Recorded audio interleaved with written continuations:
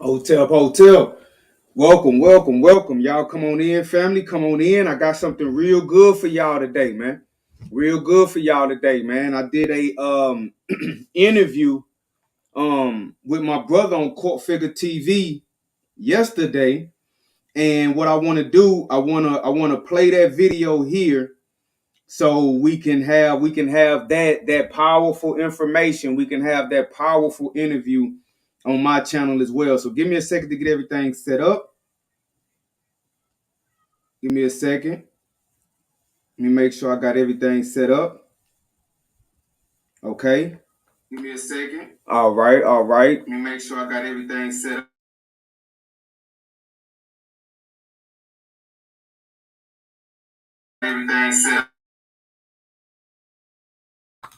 All right, y'all sit back and y'all enjoy this interview, family. Y'all sit back and y'all enjoy this interview, family. Appreciate y'all for tapping in. Cool Figure TV. Revolutionary salute, man, to all y'all, man. Y'all get up in here. We got a nice one. Tonight, y'all. Y'all already see the special guest, the co-founder of the Nation of Liberation, the Minister of Information, the real bookworm himself, King Ampu the Great, is in the building, y'all. King Ampu, what's going on, Brody? Man, hotel, man. What's up to everybody out there in the building? Yeah, we here. Y'all see the title. We about to bring y'all a good one, man. We about to bring y'all a real good one. We trying to show you guys how we actually do it. I tell y'all, the real bookworm for a reason, family. The real bookworm for a reason. We active in the community where we're at. And we want to show you guys what being active in the community looks like. So I just want to say I appreciate all the support. You know what I mean? Because we can't do the actual work without the support. So I appreciate that, man. I appreciate that. I appreciate the platform to have this type of interview too, big bro. For real. Man, you know, Brooklyn Zoo. Shout out, fam. I know you're doing the work. I'll be telling the people, you out there doing the work. So landing this type of big fish, and this is a big fish, we got to let them people know, having somebody who's running for state office, that's big, because people talk about it. We hear people running their mouth about running. Salute to K-Dub in the building. Salute to my brother Supreme L. Bay in the building. I got a good one for y'all tonight. But tonight is about action. Revolutionary action. Revolution. We're going to try to get our liberation from all phases. But making sure that we got somebody of power, somebody that we working with, is a big thing. It's something that's a must. We got to have somebody that's on the inside trying to bring some type of wholeness throughout the community. Even though you might say, Brother Cole, voting, and that ain't gonna work. Well, I tell you this, we got to have an assault from all different angles. And salute to my brother LG and big game hunting. We're gonna big game hunt tonight, but voting is definitely one of our strategies. We're not ever gonna tell you who to vote for, and all voting is local. Salute. Yaya is in the house. All voting is local. Remember that. All votes is local. So I want to bring y'all an ad before we start. Y'all know we gotta pay some bills. We got to pay some bills. Y'all know the legendary author is in the building. King Ampu, awesome, big game hunt.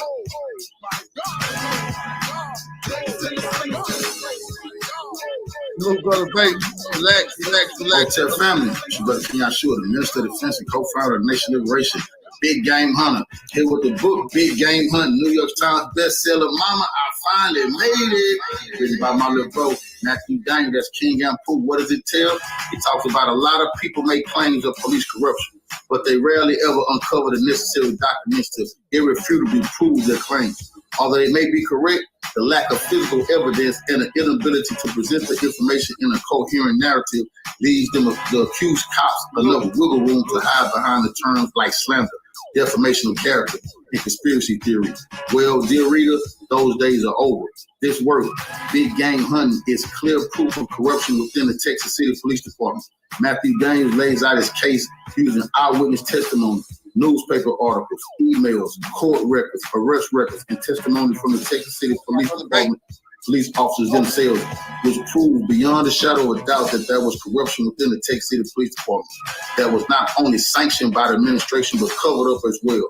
Matthew Daniels eloquently documents the war that was waged along with his brother Joshua Daniels against the Texas City Police Department, and he detailed how the two of them went big game hunting and mounted the heads of several prominent people on the wall. Read it. This work is explosive. Matthew Daniels shows that the same Texas City police officers who were charged with arresting the criminals were the worst criminals around. This definitely is a must-read. Big game hunting.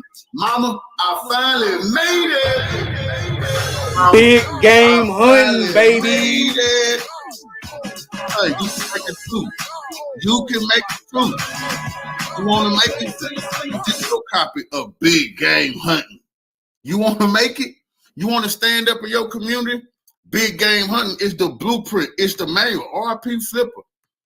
I keep telling people the reason I cared about Flipper because I was big game hunting. I care about the community. I care about people who get bushwhacked by phonies.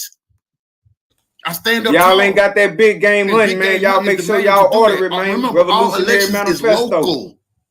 Quit thinking about what's going on. RP Pimp, quit thinking about what's going on. Salute to my brother, Brooklyn Zoo. Quit thinking about what's going on in D.C. If you ain't went to your city hall and stood up straight. Details how we got to this point, family. Like you got something to say about how we got to this beat point on the West Coast. To be able to move. Or brother getting shot down on the East Coast. And there's a brother in your city getting shot down. Crickets from you. You see, big game hunting is the manual most revolutionaries have to have so people can know. Brother, have you been on? When did you come before the people with some information? Well, brother, big game hunting, we've been doing this work. And before it was a book, it was just me and the big game hunter, King and Pooh, in the community, making it happen.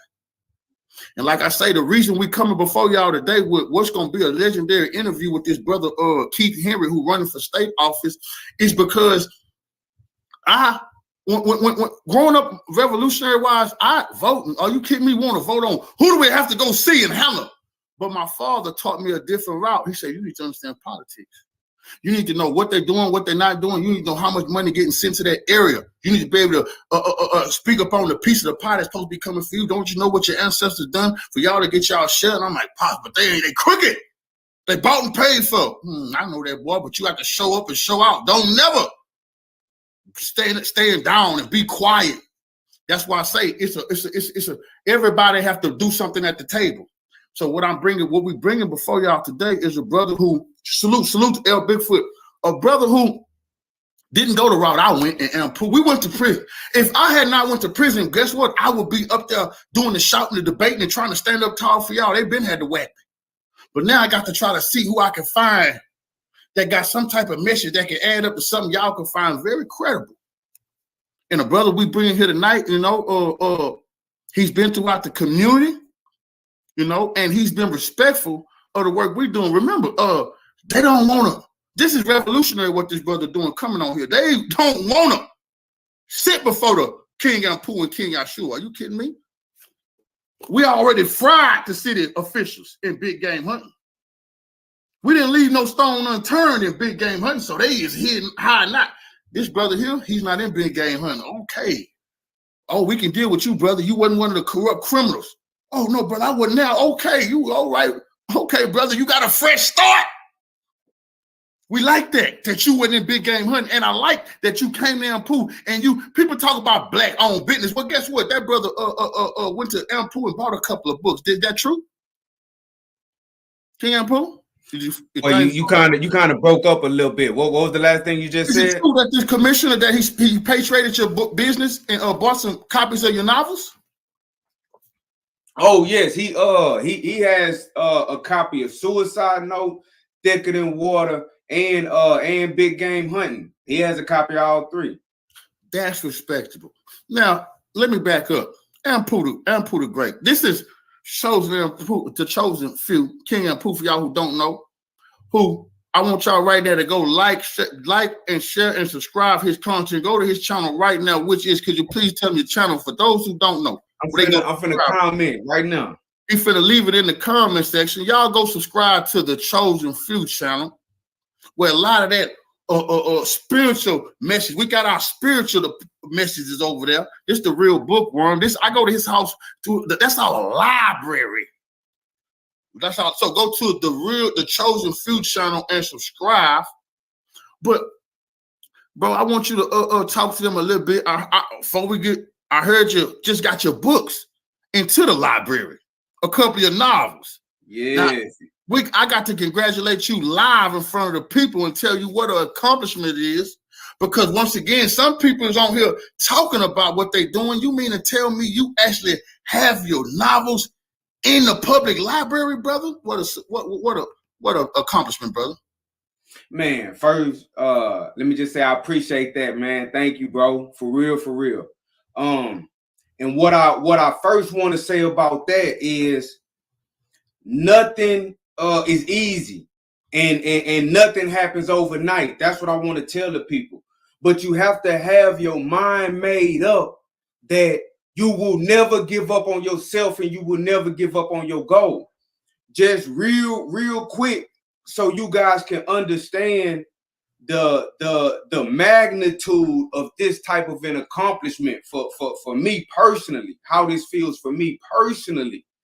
The two books that just got placed inside of our local library, Suicide Note and Thicker Than Water, those are actually two books that I wrote while I was in prison. The last time I was in prison, I've been twice.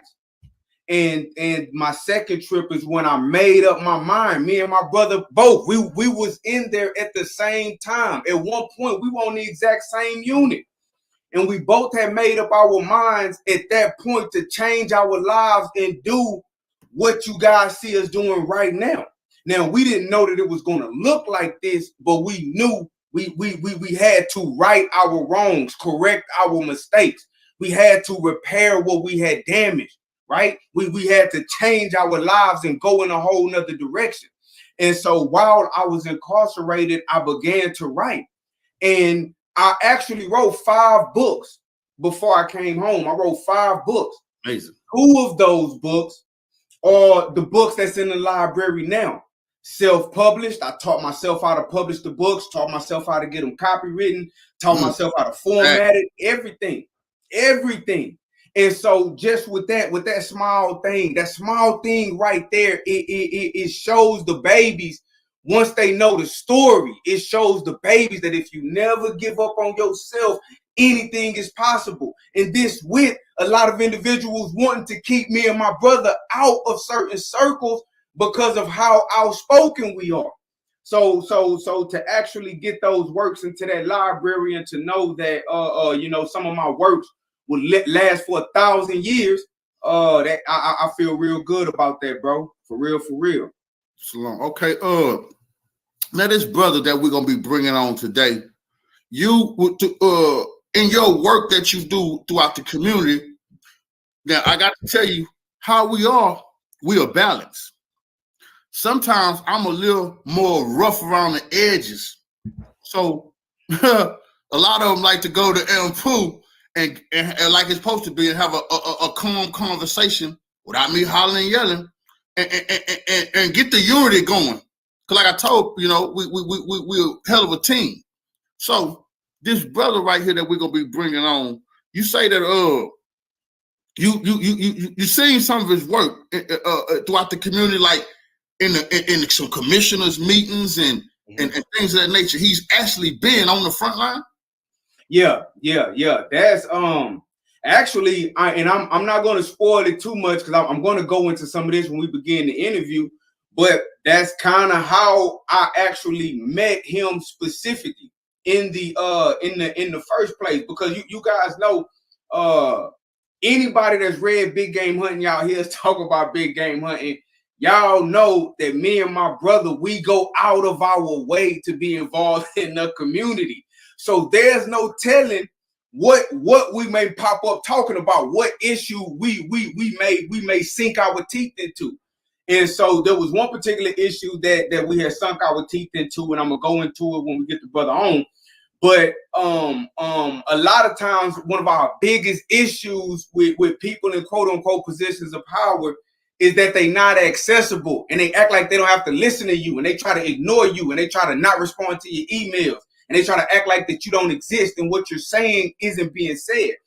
And so while we were attacking this particular issue, he actually reached out. He was the first one that reached out, and on it, I was like, wow.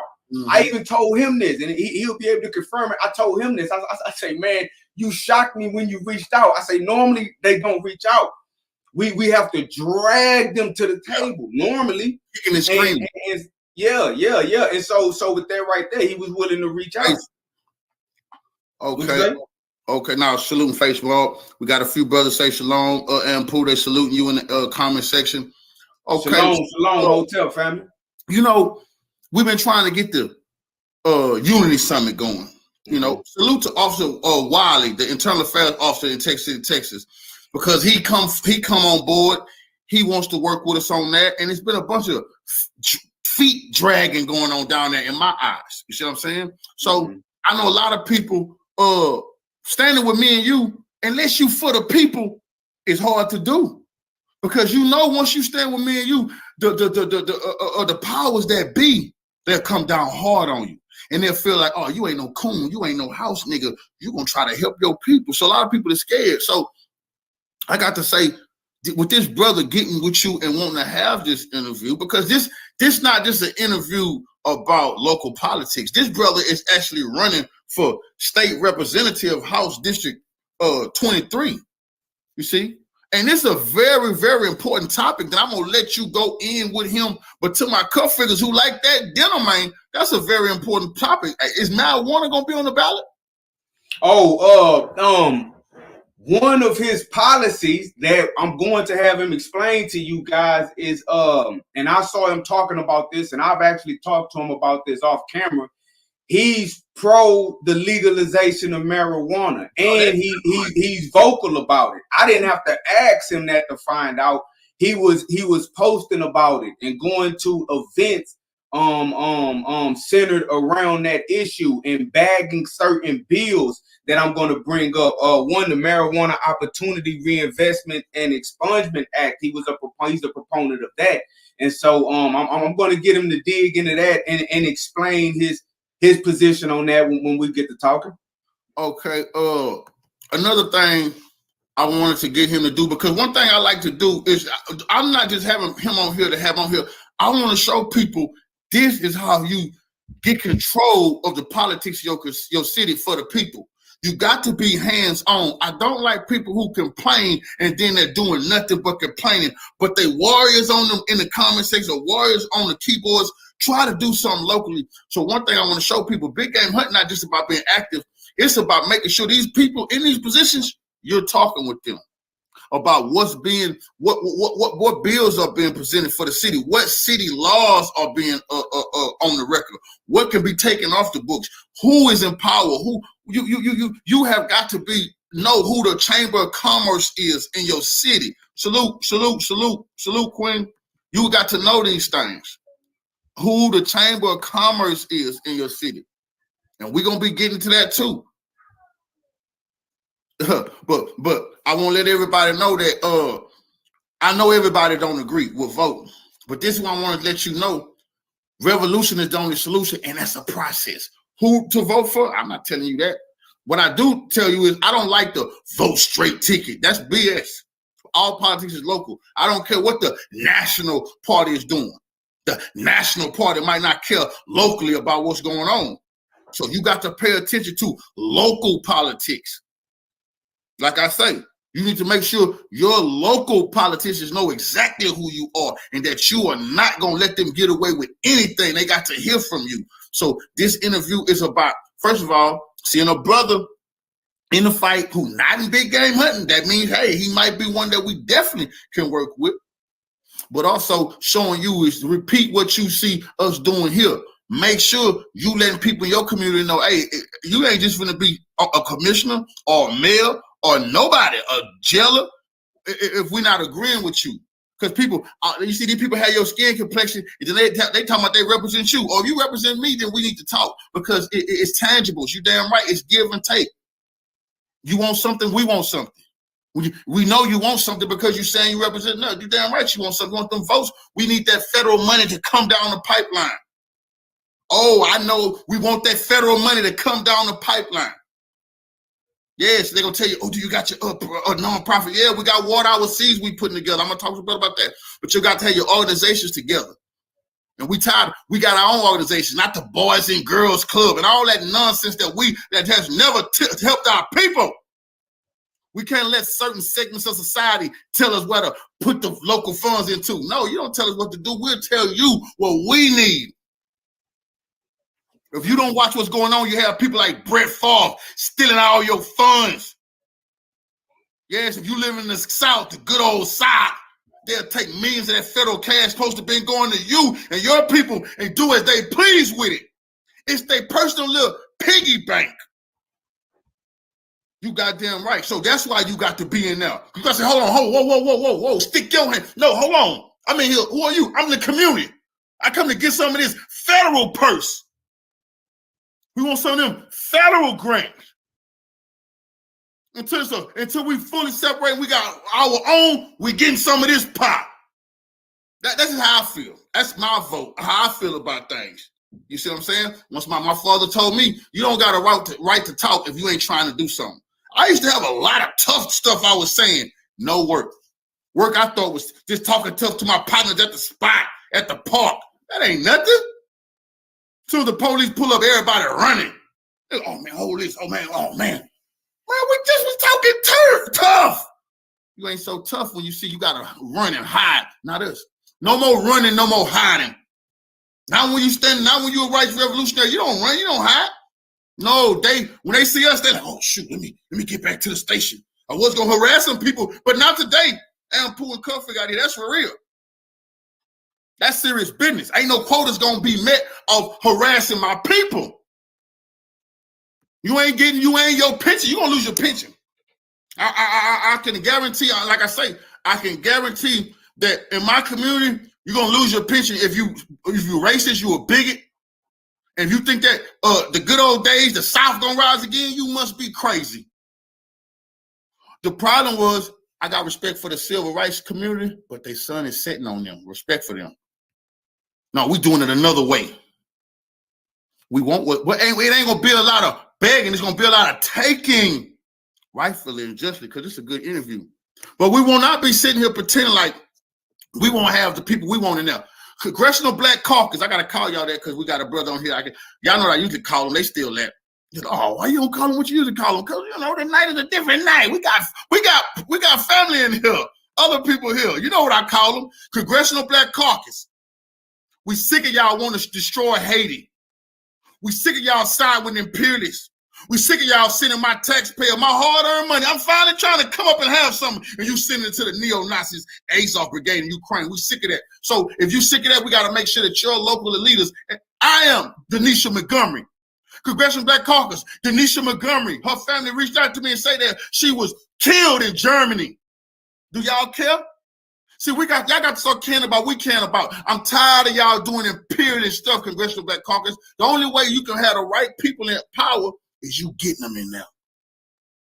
You making sure they're in there. You on the phone with them daily, talking to them. That's what we're trying to build here at Core Figure TV. So, Ampu, I appreciate you down there doing the tough work, because I know it's hard for you to have to apologize for me being so angry all the time to the politicians. They're like, man, we want to have more meetings, but your brother, could you meet us without him? You're like, nah, the rules is he got to be everywhere. Oh man, talking revolutionary business. So I done promised the people that I'm gonna be respectful to this brother. We love this brother, and everybody in the chat room gonna be respectful to this brother. We're gonna be honorable to this brother. I'm finna send this brother the link now. We're gonna get this. I sent him the link. We're gonna get this brother on here. And I want y'all to see what y'all need to be doing. Repeat this. Meet with y'all council members, people trying to hold state representative seats. We should also state representative for now. We're gonna try to get this brother to Congress, U.S. representative, and then if the plan go all the way right, president of the United States. Y'all like, man, going on cool, but you think small. I don't got time for that. The small time job. We want it all. State representative now, U.S. congressional individual, then president of the United States. Why we can't do things like that? Coach, you said the other day that we weren't gonna be no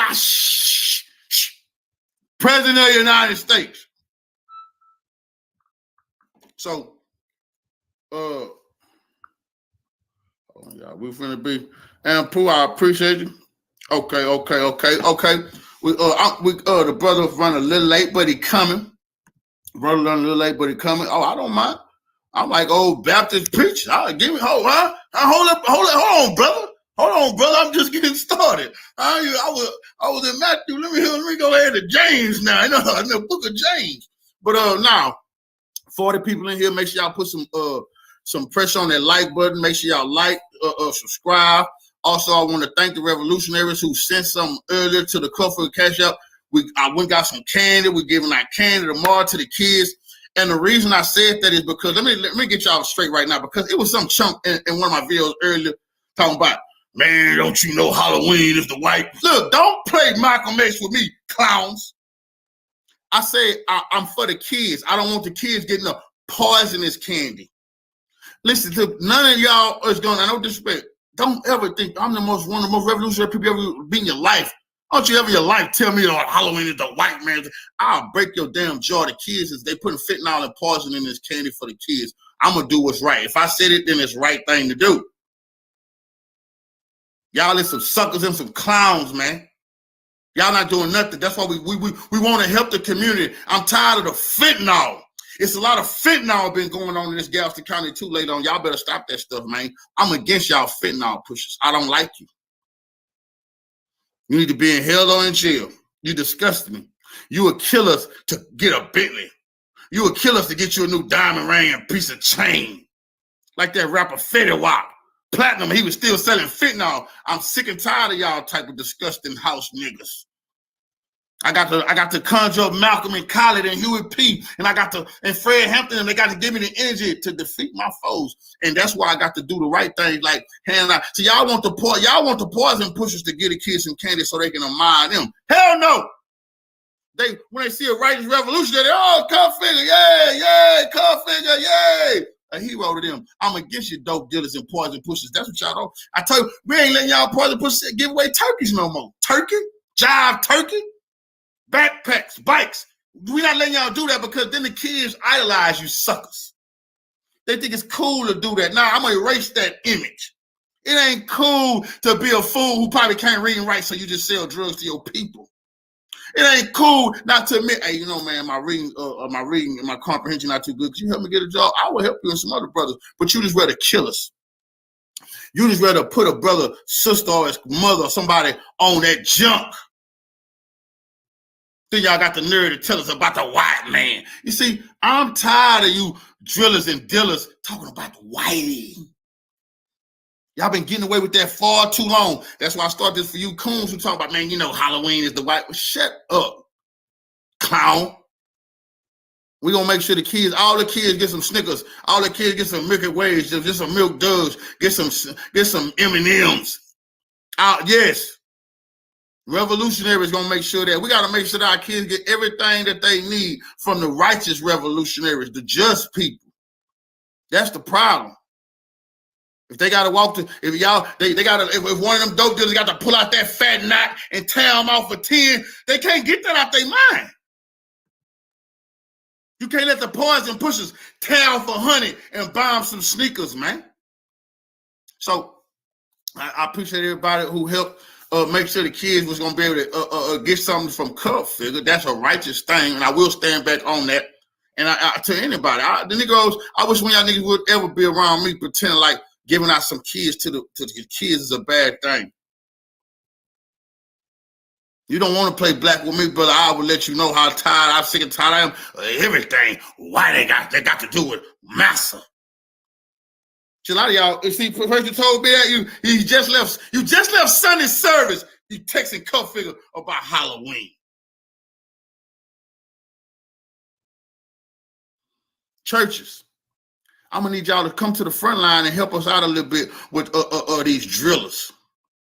Churches, where y'all been? Y'all heard the people of the book. Are we the people of the book? I'm gonna need them church people to come forward and act like y'all the people of the book. Y'all been turning on Kanye West lately, turning on a brother for the other. But I just want to keep this thing on track, keep this thing above reproach. Like I said, for the people in here, y'all hit the like button. I absolutely appreciate everybody who coming in here. We got a righteous interview tonight that we're going to be doing with Commissioner Keith Henry, who will be running for office. We in here, who will be running for office. Make sure y'all go subscribe to the Chosen Few channel. Make sure y'all go subscribe to the Chosen Few channel right now. But he will be running for Texas State Representative, House District 23. House District 23. And I'm going to be talking to the brother about the Unity Summit that I want to make sure is back on schedule in my community. We got to make sure that we come together. We got to see who is for unity in the community and who not. What city officials? We got to get all of them on the record. Are you for us to stop shooting each other? Are you for us to actually have some jobs so the boys got to sell drugs? Oh, you are? Well, dang, who got the permits to these places? If this is our city, why is they dodging us on getting these permits so we can come together and the mother's tears can dry up? You see? Whenever you got people who ready, yeah, it's right. Whenever you got people who want to step in front of the gunfire and say, hey, no, let's come together, you got to jump on that while it's hot. So I'm going to be wanting to talk to that brother about that. I'm going to be wanting to talk about the gentrification that's going on. You see, one thing I talked to my brother about when we was in prison, I had got tired of the foreigners having these gas stations in our neighborhood. I knew they wasn't no good. They wasn't up to no good. Y'all know, like I know, they were allowing some no good things to go on inside this gas station. I say, hey, brother, we need to change ownership of these gas stations. They ain't giving back. So we're gonna be looking into that. We got the brother in the building right now. I'm gonna be bringing them to the stage. Oh, brother, you ain't got the brother. Take about 5 more minutes. I'm just getting warmed up. Now I'm finna bring the brother on stage, y'all. I told you I got Southern pastor in me. Y'all get a little light, man. But I'm gonna bring the brother on stage. Brother, welcome. How y'all doing? Call Figure TV. Let me get a better angle. There we go. How y'all doing? We all right, brother. Welcome to Cult Figure TV. I'm gonna turn the platform over to the Minister of Information, King Ampu, to let him lead this interview. But I just want to tell you, brother, I appreciate you being here. It's an honorable thing with so much going on in our community. We got a lot of gripes. You know, we always talking about the man and what we ain't gonna take, but we don't want to speak to the people in power. One thing I got to understand is I can talk about my power, brother, you in power. You see, I can talk about power, but I can respect you in power. So humbly, I want to talk to a brother that's in power about how can a brother like myself who in the streets and a brother like you who in office come together and make sure that we can get some things done for the community today. So welcome to the platform, brother.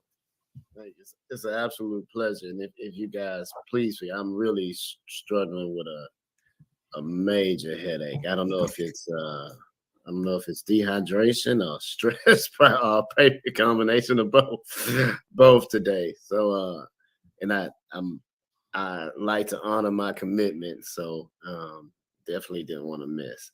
So, in terms of asking the question, I just think, you know, one thing, power can be deceptive.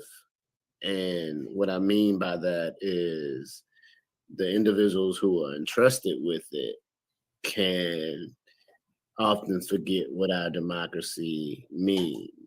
I always quickly remind people that, particularly for elected officials, any public servant, constituents are our bosses. And I think that's been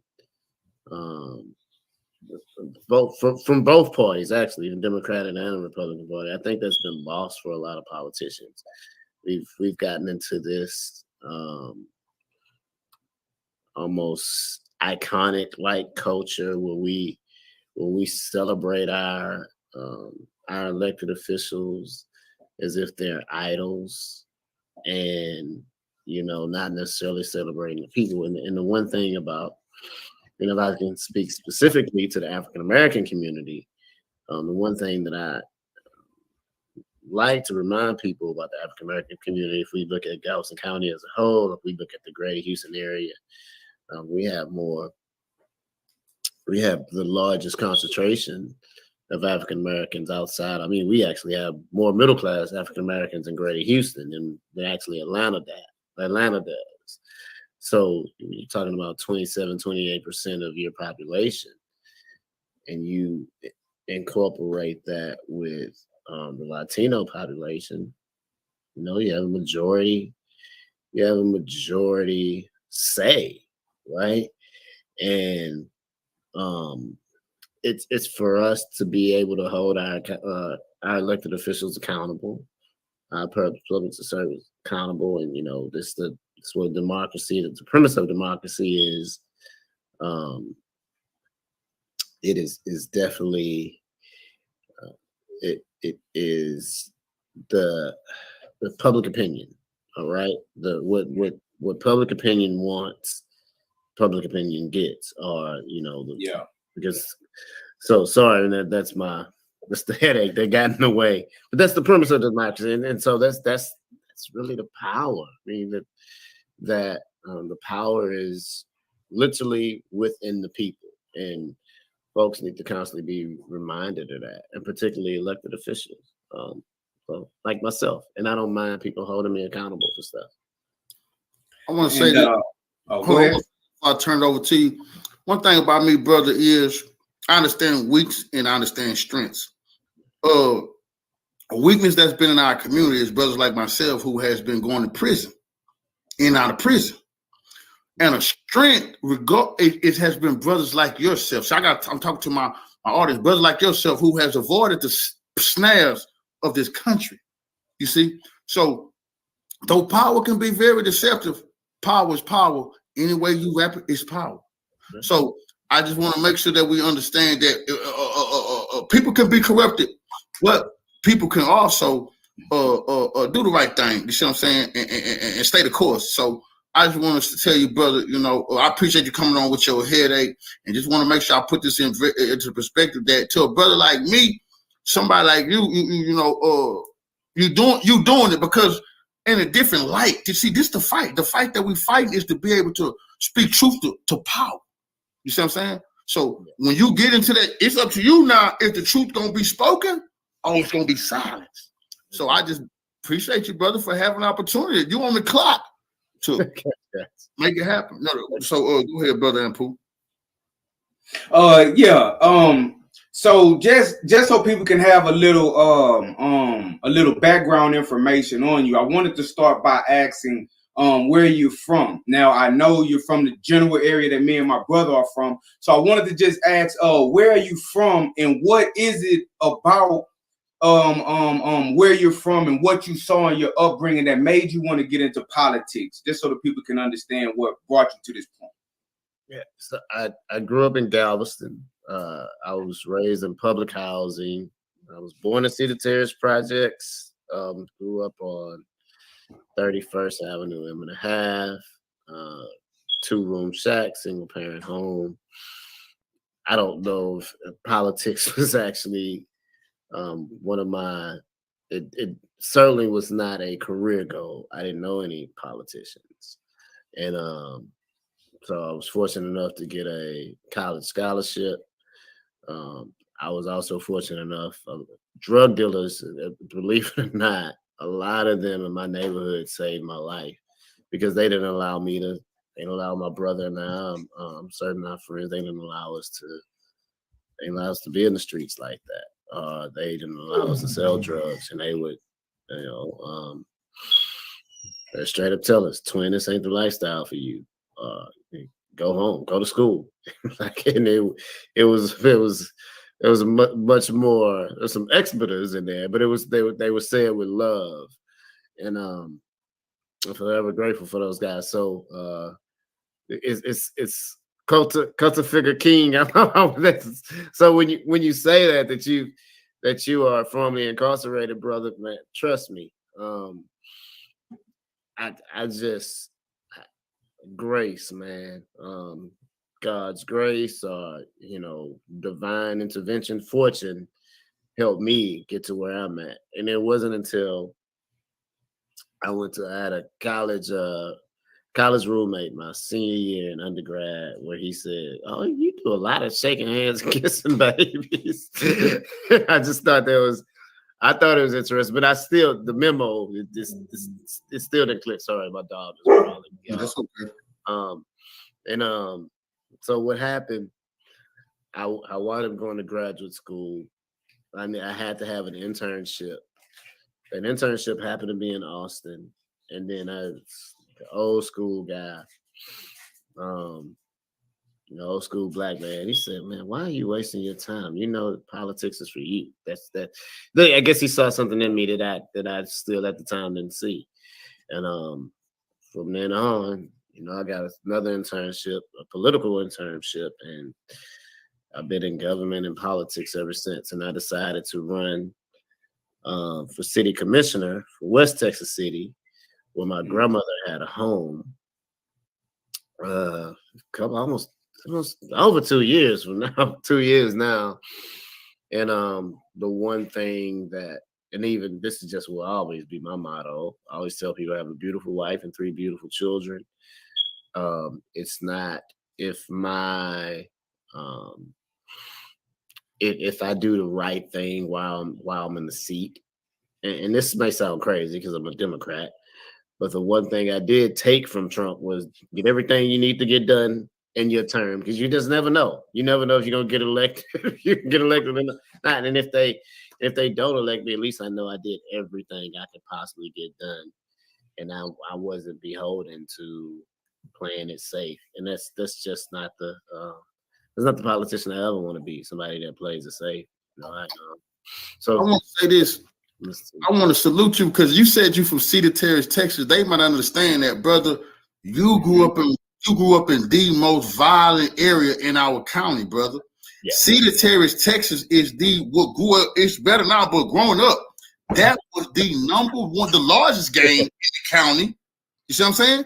That makes your story even more of an amazing story, because, brother, to come up out of Cedar Terrace and to be doing what you're doing now, brother, I salute you. You see, because everybody who know my story, I when I was in prison one of the times, it was Bobby Spurlock and Spurlock. Those brothers watched over me and helped me obtain some position where I was able to take care of myself for now. But like I got some ties to that area. You know what I'm saying? Matter of fact, I was just staying on 33rd years back. But that, brother, is an amazing thing that you come from that and to go the way you're going. So I salute you for that, brother. Also, and that's probably, that community made me who I am. I'm very, and I don't say this bragging, but I'm fearless. If you're good, like you said, you come from that community, it ain't much. Yeah. It ain't much that's gonna scare you at all, So, and I just, and I really, a lot of that. How can I say this in a political way? A lot of that lack of fear, a lot of this, a lot of what I was taught, not the violence piece, obviously, but the survival piece. A lot of that is I use that in politics. Again, it's not something that's on the fear.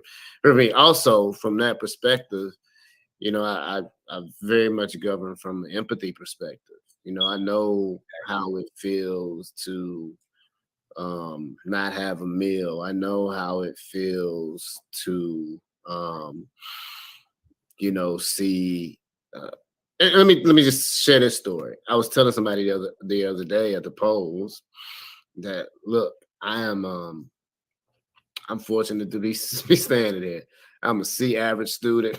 Let me just be honest with you. I'm a C average student in high school, and now I have 3 degrees. Again, a beautiful family, and I just happen to be a really good athlete. Mm-hmm. And I've seen friends who didn't have my talent, who were all A students their entire life, and because they didn't have the same opportunities, their life was vastly different than mine. I'm no better than them. and I think it's incumbent on me. All right, everybody won't be able to, like a Jay-Z or Jay-Z. So everybody ain't able to hold Spalding, right? Everybody ain't able to nice step back jump shot. Everybody ain't able to bro. Get to go to the NFL. But what we can teach kids to do, and we can give them an equal playing field if we teach them how to read at grade level, but by the time they hit third grade. Or if we give them opportunities to say, hey, it's okay for you to go be a lawyer. We need more of you. Sorry, it's my dog, y'all. And he's spoiled. So we need more lawyers. It's okay to go be a physician. It's okay to be an accountant. It's okay to work in the law industry. Quite frankly, I think, and that's what that's what I've done. Honestly, quite frankly, as commissioner, one of the Culver Park now has a free library that kids can go pick up a book. They just pick it up and they never have to return the book. And these are library. These books are donated from the public, and they're also donated from Moore Public Library or the Galveston County Library System. And they never have to return the book. Same for adults. And then we have donations all across the board from all over the county for these books. So that's a good thing. I see you. Sure. Yeah, I didn't want to cut you off, but no, that's powerful. That kind of everything you said up until this point kind of helps me lead into what I wanted to mention next, because a lot of individuals' gripes with politicians is the inaccessibility of them. It's the red tape. It's the not being able to have your voice heard. A lot of people get frustrated with that. And I wanted to point out to the people another reason why me and my brother, we wanted to have you on the platform so you can explain your perspective politically to the people is because of how I actually met you. Was actually me trying to put in some community work, if you remember, with the park, dealing with the budget, and you were the first city commissioner here in Texas City to reach out to me about my concerns, and that's big because I'm telling you, normally when people complain, they just get ignored. So I wanted to give you a major salute for that and let the people know that accessibility. You kind of been like that since I actually met you. That's why I wanted to ask you, what did you see that kind of led you into politics in the first place? Because I can tell you're a man on a mission. You're trying to change. All right, hold on. I want to pause there for just a second. Right, I want to pause there for just a quick second so I can interject. You notice how I just said I met him by putting in some work, and I referenced a park and a budget. I'm going to tell you guys what that's all about because I don't really go into too much details in that interview. So what happened is there's this African American cultural park down here in my hometown in Texas City, Texas. It's actually a few blocks up from where I live right now. And so I went to that park one day to take pictures, and they built it to honor the African American community on the east side of Texas City. And so there's plaques with names on it of individuals who were influential in the community from the African American community, but was influential in the community in Texas City back in the day. So I went out there to pay my respects and pay my honors, to the ancestors, right? So I'm out there taking pictures and I'm looking at the park, and this is how my mind works, family. While I'm looking at the park, I start thinking, I say, man, I wonder how much this costs. Now, I'm not thinking I'm going to uncover something wrong or something illicit. I'm just wondering how much did it cost, man. This is how my mind works. This is what makes me me, right? This is why I call myself the real bookworm. So when I started wondering how much it cost to build the park, I started researching how much it cost. And so I came across first. Hold on just a second, family. Hold on just a second.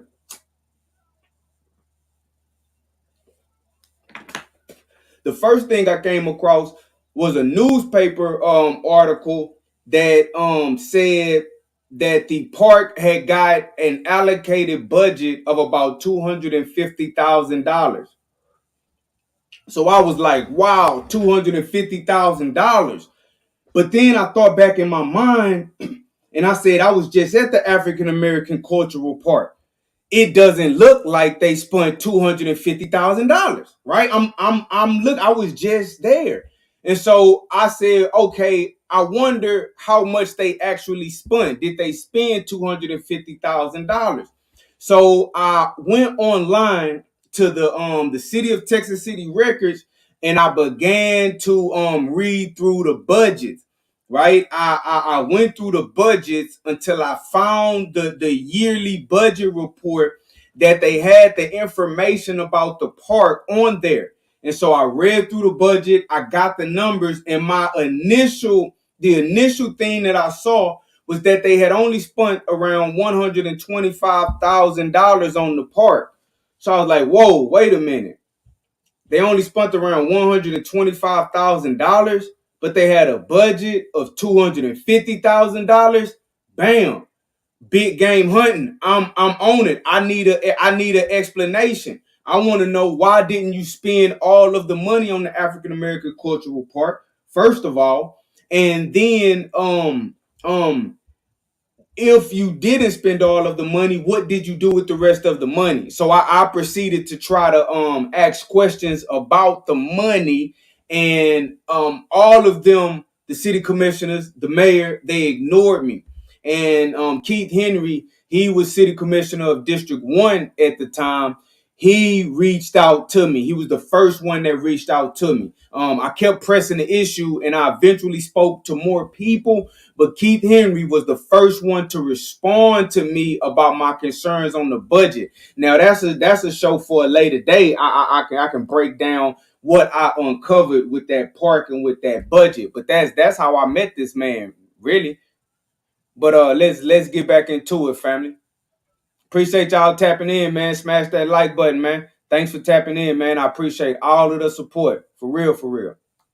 Something. You're trying to fix something. You're trying to make your community and your surroundings better.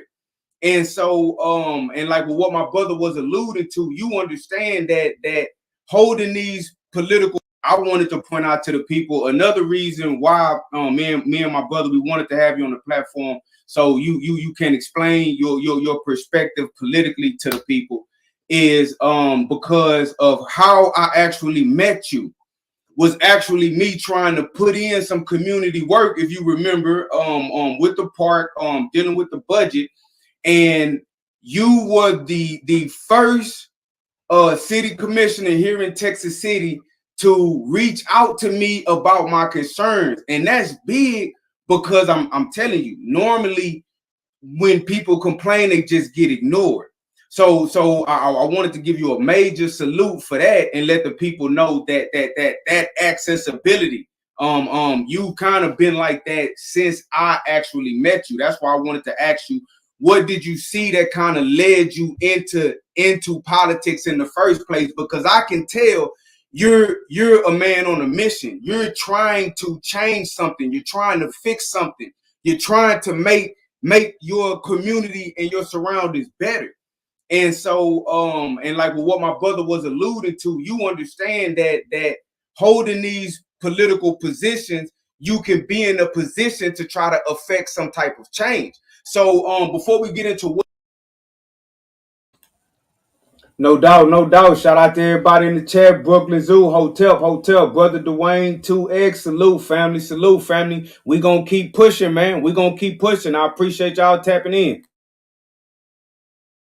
What you're actually running for right now, when you were the city commissioner for Texas City, was there any were there any successes that you were able to have that was able to benefit the community, or were there anything you were trying to do that maybe you couldn't do, but you knew it would help the community, just so that people can understand what it is in these seats that you're running for?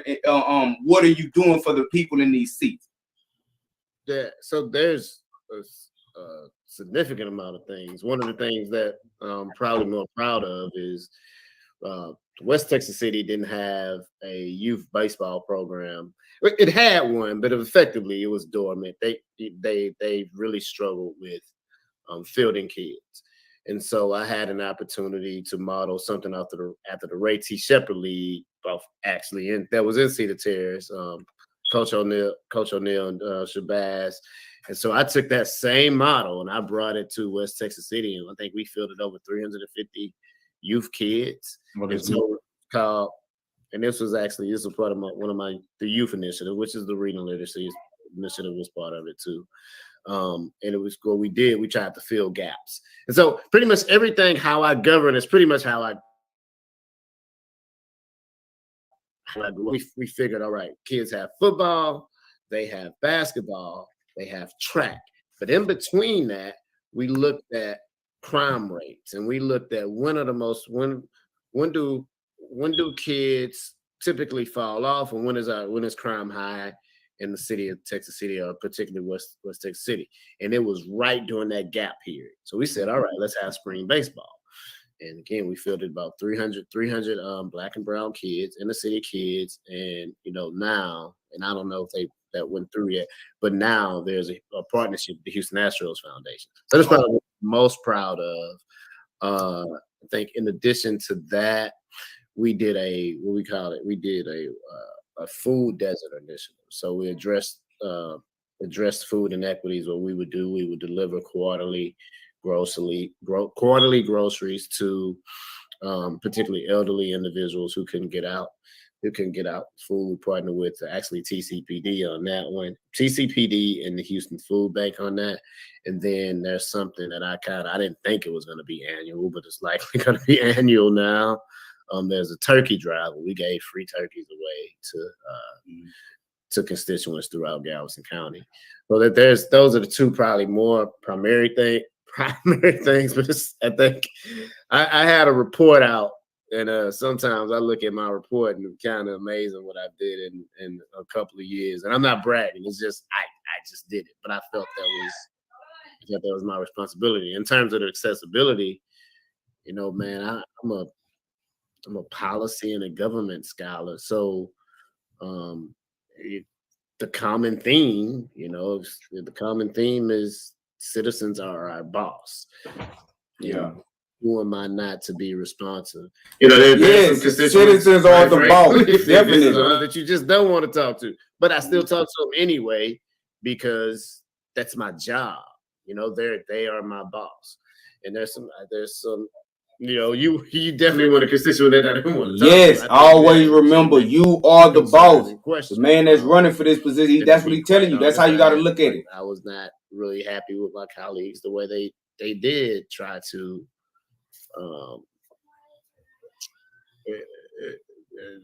they were passive with you, for the lack of a better term. And that's not we gave free turkeys away. Okay, and right there, I want to say I salute that brother for that too, for real, for what he just said, I'm gonna run way to constituents throughout Galveston County. So that those are the two probably more primary things. But I think I had a report out. And sometimes I look at my report and it's kind of amazing what I did in a couple of years. And I'm not bragging; it's just I just did it. But I felt that was my responsibility in terms of the accessibility. Man, I'm a policy and a government scholar. So the common theme, is citizens are our boss. Yeah. Who am I not to be responsive? There's some constituents, quite frankly, if this is honest, that you just don't want to talk to. But I still talk to them anyway, because that's my job. You know, they are my boss. And there's some, you know, you definitely want a constituent that I didn't want to talk to. I think you had a legitimate concern and question. And to be quite honest, I was not really happy with my colleagues the way they did try to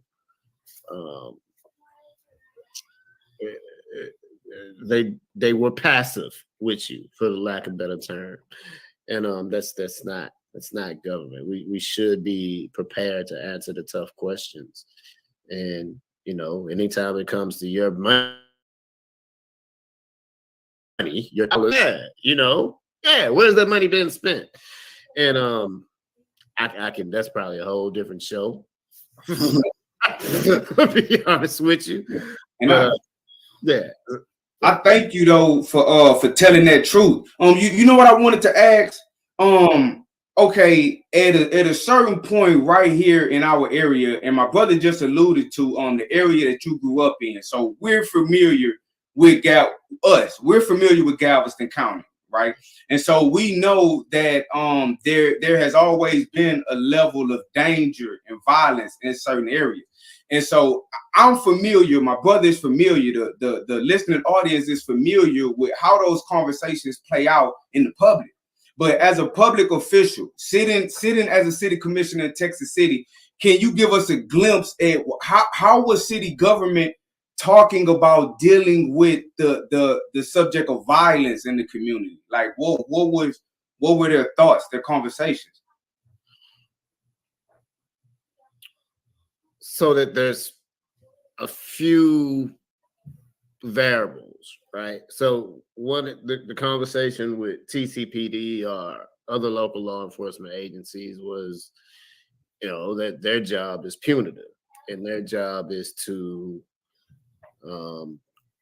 get quote unquote violent criminals off the street. Now, the one thing that, and I know people may I've always had a really good working relationship with Chief Stanton, and people think I'm crazy when I say that, but for me, and I'm very, and I think you know me by now, I'm very honest. I think Chief Stanton really wanted. I think if he had a more progressive mind in administration, he would have more community policing options. And what I mean by that, the ones that are proactive instead of reactive. And so he's limited, and particularly in City of Texas City's form of government, because, you know, he's the police chief, but he's also, you know, he serves at the pleasure of the commission, right? So, you know, when you only have maybe one or two commissioners that might support a more progressive agenda, it makes it difficult for him. Now, at the commission level, guys, give me 1 second. At the commission level, people, I'm just go back to my district. So District 1 was Texas City, predominantly African-American area, you know, a lot of kind of similarities to, it's diverse socioeconomically. It's definitely South Acres is not a poor community, but Carver is one of the poorest poorest mailing routes. Has two of the poorest mailing routes in the county. So you had issues there, you know, the Amber and Oaks piece, Appomattox, the kind of different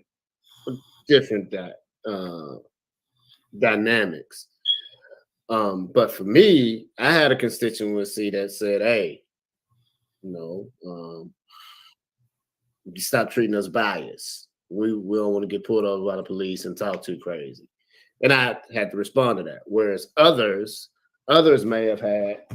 constituency may have been playing by the numbers. Well, I don't want to upset the quote unquote elites, you know, the quote unquote decision makers of the city. And I was sorry, I'm trying to charge a laptop up. So give me a second, fellas. No, go ahead, brother. You all right? You want to fill in while you're doing that? Yes, I do. Let's go ahead and take your time. I want to talk to you, brother. See, big game hunting, y'all.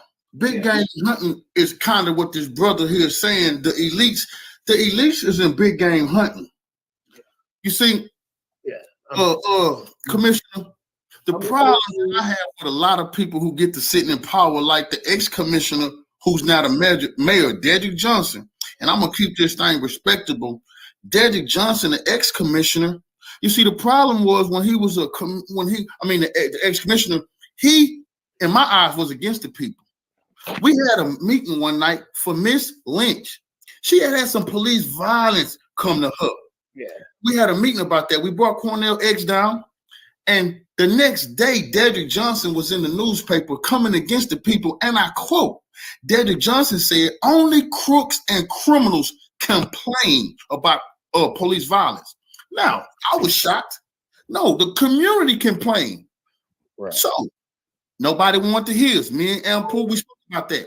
Next thing you know, Black Lives Matter pop up. Dedrick Johnson become the mayor of Texas City off the backs of the same people he said was crooks and criminals. Now, I got to tell people this is a well-known gripe I have with Mayor Johnson. The problem I have is we have people who forget how they got over when they get in power and get to playing politics with my people. And that's one thing about me. I will never be able to sit right with me. If my people good enough to get you in there, you got to hear their voice and understand politics can't be played with them when they get in there. You see, the thing about I always had a problem with Texas City is Mayor Dahl never gave a dang about the black community. You understand? He never gave a dang. So when we have Dedrick Johnson, in my eyes, coming in the office, he carried the Dahl policy of not giving a dang about the black community. So that's why you, brother, was like a breath of fresh air. And like I say, you're not in big game hunting. So that's a good thing. Anybody tied to the policies of this, is corrupt. So that's why we want to hear about what do they talk about crime, because I'm getting to this. Everybody know, brother, my family member was the founders of a gang in Tech City. Darkside Pyru, 1991, my brothers founded that gang. You see what I'm saying? For a while, when you talk about Bloods or whatever, our word was born in Texas City, Texas. And the boys on that west side, the Outlaw Rolling 20s, I was family with them. I'm saying that to say this. So when I get out of prison, I do my revolutionary thing and I say, man, I want peace in the community. My word matter down here. When I come out and tell the politicians, look, I'm putting my neck on the line. I'm going to go talk to the criminals, the gangsters, the dope dealers. I'm going to try to see if we can't get the bodies to stop falling. If it was 10 murders, or say you have 5 murders over 2 months, I'm going to see if we can't get that down to 2 murders maybe. When I come out and I say I need a unity summit, Officer Wiley step forward and say, I'm going to stand with you. It's crickets from Mayor Johnson and everybody else. I don't understand what the problem is. I mean, it shouldn't matter who calling for unity in my eyes. As long as you want unity, we should come together and help the people. You see, I don't think politics should be played when there's violence going on. That's a problem that I have right now in Texas City Hall is that as long as the elite, we'll say the elite, as long as the elite don't give a damn about my community, and then people get in power, they say, we can't have that. Bodies is on the line. And you coming from this area, that's why you know about what I'm talking about, brother. So that's the only gripe I be having. All I need is somebody to work with me on bringing some unity to the damn community. That's it. Yeah, that's what I want to. That's my life work. Because you ask your brothers in Cedar Tech, man, I'm tired. We tired of that. Yeah. And you know, we want to make sure my brothers in prison can come home and they don't got to keep gang banging. They can come on home and change their life. All them brothers still locked up, we ain't gang banging no more. I need a city commissioner. I need mayors. I need council people that care about that type of stuff. When you have somebody like me who come from it and turn my life around, I need them to say, we're going to use that brother. When they don't want to use me to get the things done, something smell. Yeah, that's a difficult one for me. And the reason why is because I'm trying to be as respectful. I understand. And so it is well known that the mayor and I do not get along. We view policy vastly different.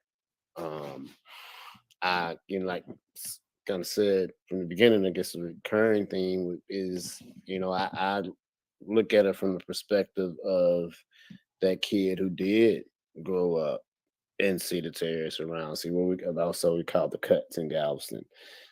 The cuts and I've never forgotten that. And I don't know if he's necessarily forgotten where he's he have forgotten. He forgot. Yeah, I mean, I don't. He shine shoes up there and stop shoe shining, bug dancing. He need to stop putting on them tap dancing shoes for them people. Excuse me. So I don't. I don't know that. I just do know that. If given the benefit of the doubt, he may be very well looking at doing some time. I mean, what you going to say? It may be very well looking at numbers. Again, from policy perspective, we vastly disagree. I'm pretty much every policy.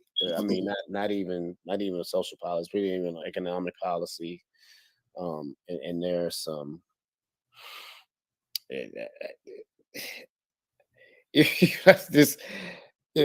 I think when people think I'm critical, they think I'm critical from a more of a personal perspective. There was probably only one thing personal, and that was there was some there were some individuals that were going to get kicked out of their apartment for no reason of their own. And it was December 23rd. And I just remember a comment that was made to those individuals. It's their fault that they lived there. And so I was kind of from that day. You was about to straighten them out? No. That day, there was another. I heard you was about to straighten them out, bring them back to reality. Well, there was a very prominent family in my district that, they effectively, there was a property deal that was blocked and he didn't take, because of the way it was blocked, I thought it was very undemocratic. And I also thought, on the west side. Excuse me? Are we talking about those apartments that was on the west side? Yeah. Oh, I heard about that, brother. They called on you, man. I appreciate you standing. That's wrong, man. That's black, man. Black people can't have nothing if we're gonna let the land grab. Yeah. Land grab. But and I can get so deep in the policy. So anyway, we vastly disagree on a lot of policies. Appreciate you standing up for that family, brother. No, that's real work, brother.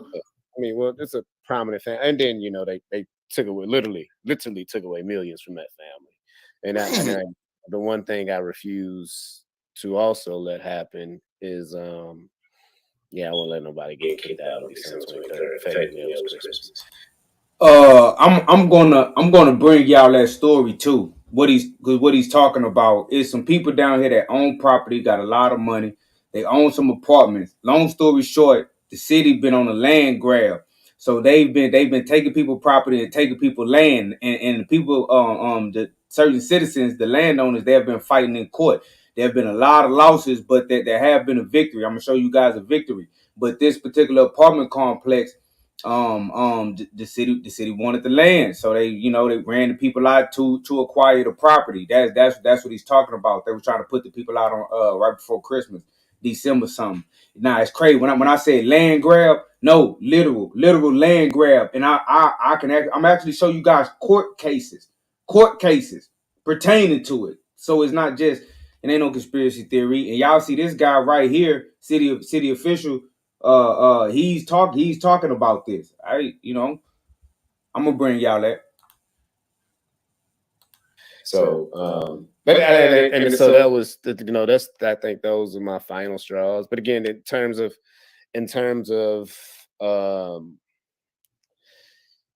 at the end of the day, it's 50,000 individuals in the city of Texas City, and it could be very well that I don't know, but I just, from a political perspective, from an electoral, when you're looking at numbers, he may be making a calculation that, hey, I have to play it safe, and I think honestly, um, I think a lot of that is just playing it safe.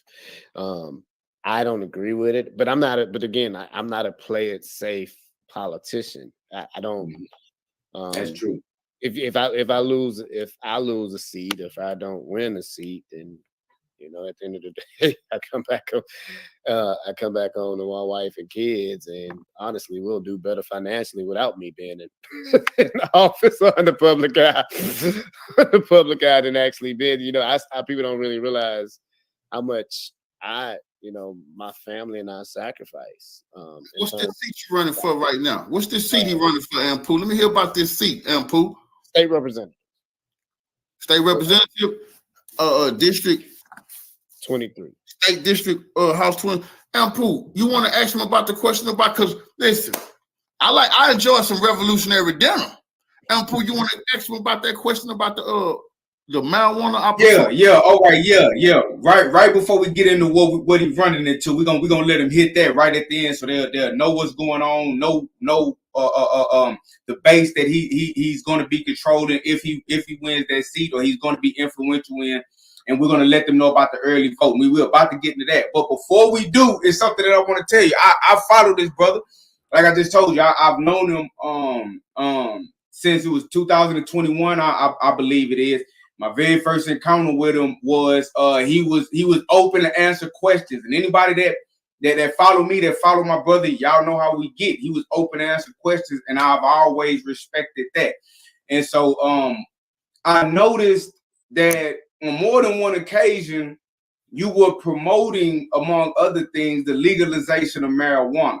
And so seeing as how you promoted that yourself, I wanted to actually bring up what I saw you speaking about, the Marijuana Opportunity Reinvestment and Expungement Act. Now that may be something that a lot of people that may be in a position to vote for you want to hear about. So can you tell us what that is and why you support it? So the Reinvestment Act and that Expungement Act is at the federal level, and I was going to call him President Biden. President Biden has already signed that into law. What the problem is it's not at the state level just yet. And one of the things, two primary reasons why I want to sorry. One of the primary reasons is one of the things I want to do is to legalize marijuana, because you can raise the tax revenue off of it, and you can actually have that tax revenue be appropriated into schools. It'll offset a lot of high tax costs. It'll raise prices down. And in addition to that, what it'll also do is, we have a lot of Black and brown men in prison for weed that effectively has no adverse emotional or physical effects. I've never seen anybody on the 5 o'clock news or the 11 o'clock news who they said was inebriated off of weed or marijuana or hemp, whatever term you'd like to use, and they crashed their car into somebody, they killed somebody. I've never seen that. And so when you talk about a multi-billion-dollar industry, you look at states like Colorado or California, where you have individuals that are making, they've turned it into effectively a very lucrative business, legitimate business, legal business. Why are we still incarcerating individuals for doing something that has great health benefits, that will be advantageous to us fiscally? It'll only make the economy better. I just think, and really, truth be told, I think it'll help reduce crime as well. So that's why. I mean, it's time. It's long overdue for marijuana to be legalized. You how many again, how many Black and brown men their lives have been effectively ruined for nonviolent crime simply because they participated in what I call an American commerce, right? In American capitalist system. I was in prison. I needed it sponged off my record. You see, I want some reinvestment and opportunity to capitalize off marijuana. It's a lot of people in America who said marijuana was bad. It's not good. And now that it's legalized, they're at the front of the line. I thought you didn't like it. I thought it was bad. If it was, I paid the price. So when I'm telling you, Commissioner, I don't mind being a person who will come forward and tell my story. I am one of the people who was sentenced. I had my dope battle rammed in. I was selling marijuana, went to prison, and I need my record expunged for marijuana, and I need an opportunity to reinvest. And I'm one of them people in Texas, brother. So if you ever need somebody who you can put a face to the story, I'm one of them people who would love to say, hey, let me come forward and get my record expunged and tell my story about how I sat in prison over marijuana, and it's still on my record. When they have you been convicted of a felony, yes, they're sitting on that. So I want to try to get that expunged, brother, and I appreciate what you're doing because we talking about it. People tell you, people want to legalize marijuana, you got to have somebody in there voting. You see, everybody out there, you see, we need to get a vote. This brother got a vote. He getting a vote on that stuff. So I appreciate what you're doing, brother. You can go ahead. Yeah, that's really it. That's all I had on marijuana. I just think it's common sense for us to now legalize it. Yeah, and that is powerful. That is powerful. What I want to do now, real quick, is you're no longer the city commissioner for Texas City, or that's not what you're running for now. You're actually running for an entirely new position. Now, we know that everybody may not even know what a state representative is. State representative, House District 23. They may not know what none of that means. So what I want to do real quick is I found this map on a website that it purports to be the area that U.S. State Representative House District 23, the area that you'll be representing. I want to see if that's the actual. Can I share my screen real quick, bro? Well, I want to just pull this up, huh?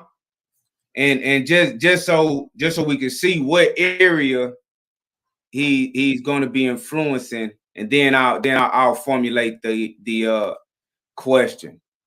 Can y'all? Yeah, I just shared. It's on the screen. All right, hold on. Let me no, not this one. Hold on, give me just a second. Let me find that. There we go. Is this the district, brother? Yeah, it may be because of redistricting. Some of it may be realigned, but effectively, this is it. If it's the state district, so the state house district encompasses pretty much it's all of the city of Galveston, Port Bolivar, most of the city of Lamar, most of the city of Texas City, South Shore and League City, and all of Chambers County. And so what the duties of a state legislator, a state representative, or a state senator, you meet every other year, so every biennium, and then you discuss, you write, or you sponsor laws that you think are either pertinent to your district or to the state. So what's been prevalent, what's been a major issue, women's rights. So the Senate Bill 8 is called the Trigger Law. That's a law that I would like to repeal. Obviously, I plan to write legislation to legalize marijuana. So that's one. That's big. Plan to write legislation to ensure that we pay teachers more, give them a pay raise that they deserve and need, and then just a litany of things to across the board. So state legislator is very powerful because effectively you are the lawmaker for the state. You're one of the lawmakers for the state of Texas. Mm-hmm. Not only you literally write the law, and you and your colleagues literally vote on the laws of the land. Hold on, if I want to interject, you see what you having, what you being able to do some of those things. I just want to tell you some a real pet peeve that I had when I went to prison, and I know a lot of people in prison, and a lot of people came home, they're having this problem.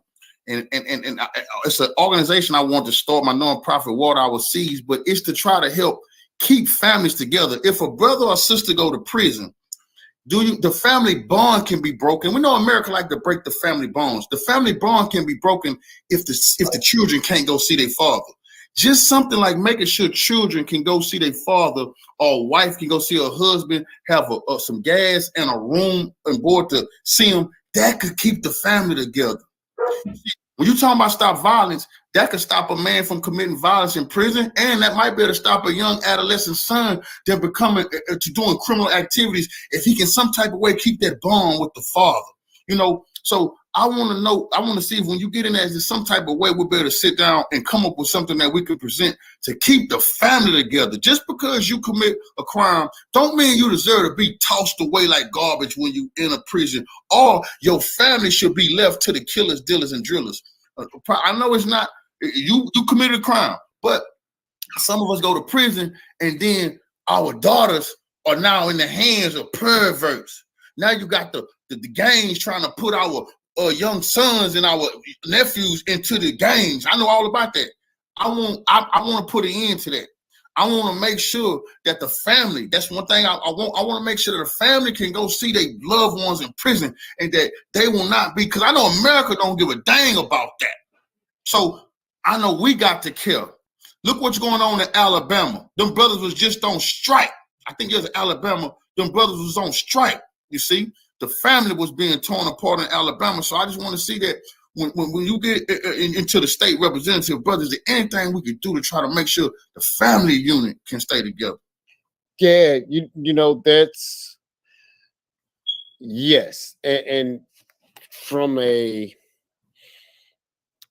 one thing that I plan to do is I plan to do a full assessment, a full analysis of how our incarcerated are treated. And I know there's a lot of reform that's needed. Just because you committed a crime does not mean you've been stripped away from all your rights. And it's definitely in the state's best interest to keep families together the best we can.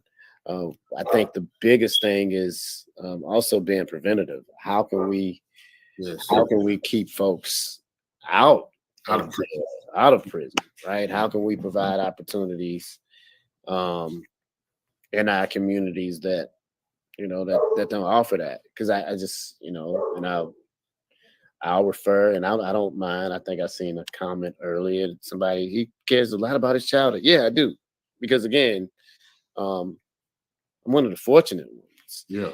And you don't. If anybody who's ever really grew up in the hood and really grew up in the streets, yeah, you see the inequities, you see the injustices, and there's a lot of cats that's a whole lot smarter than me. I don't mind saying it. There's a whole lot of cats a whole lot smarter than me, a whole lot talented than me. And I give my mother a lot of credit. Again, the cats around me, a lot of credit for making me go this path. And I just, I owe it to them to give back to my community. And it's just not specific to just anybody in the indigent community. Salute, family. Salute.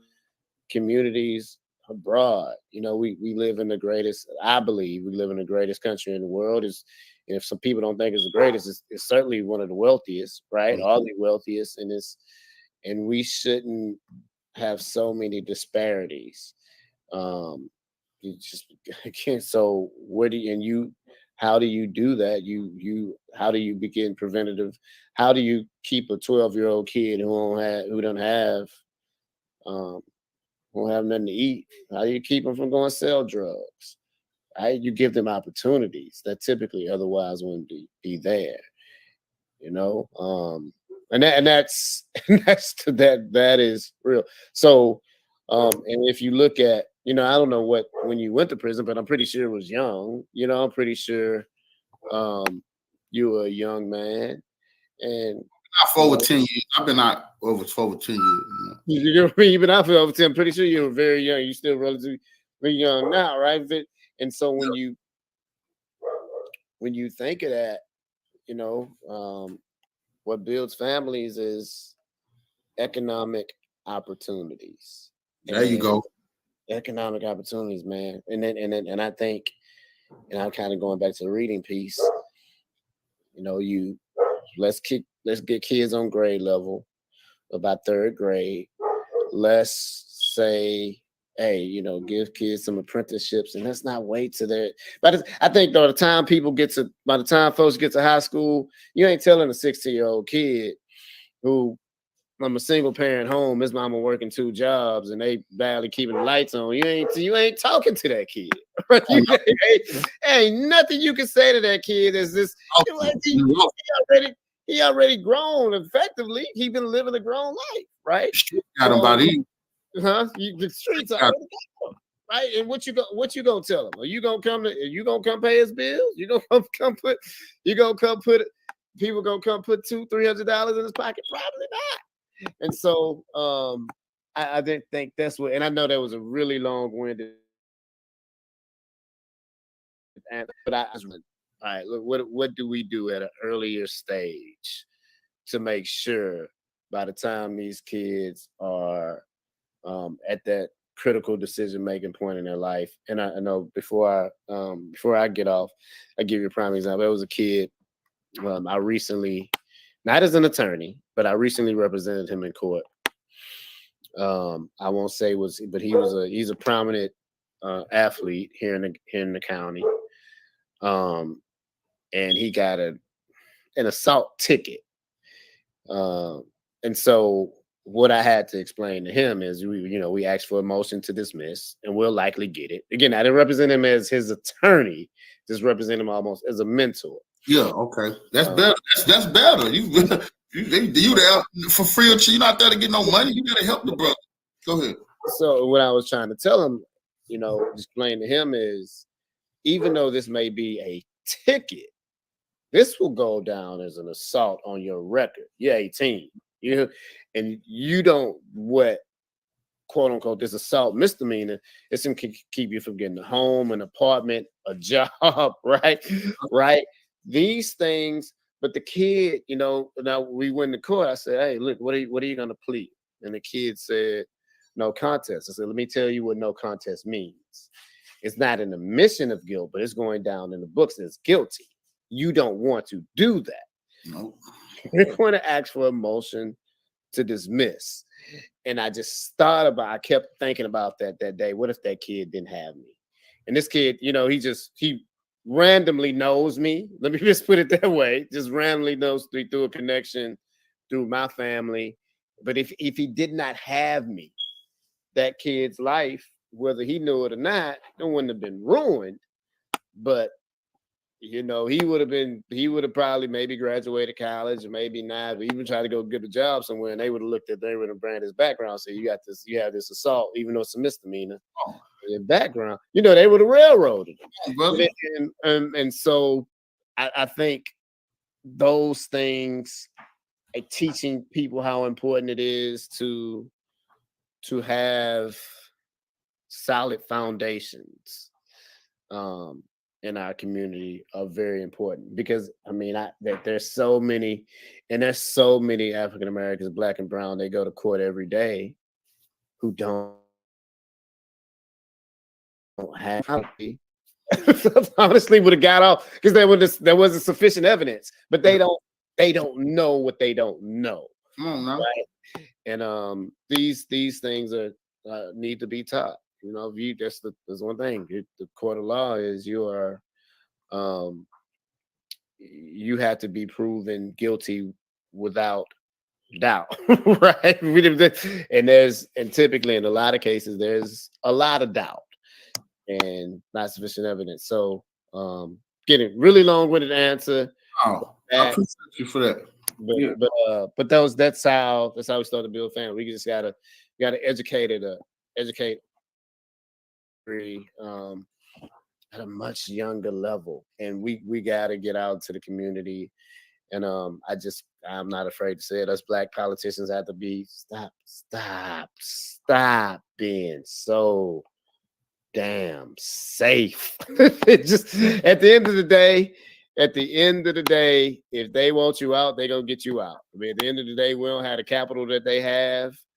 Hold on. My audience, they call that bug dancing and shoe shine. I just want to. I'm telling them what you said.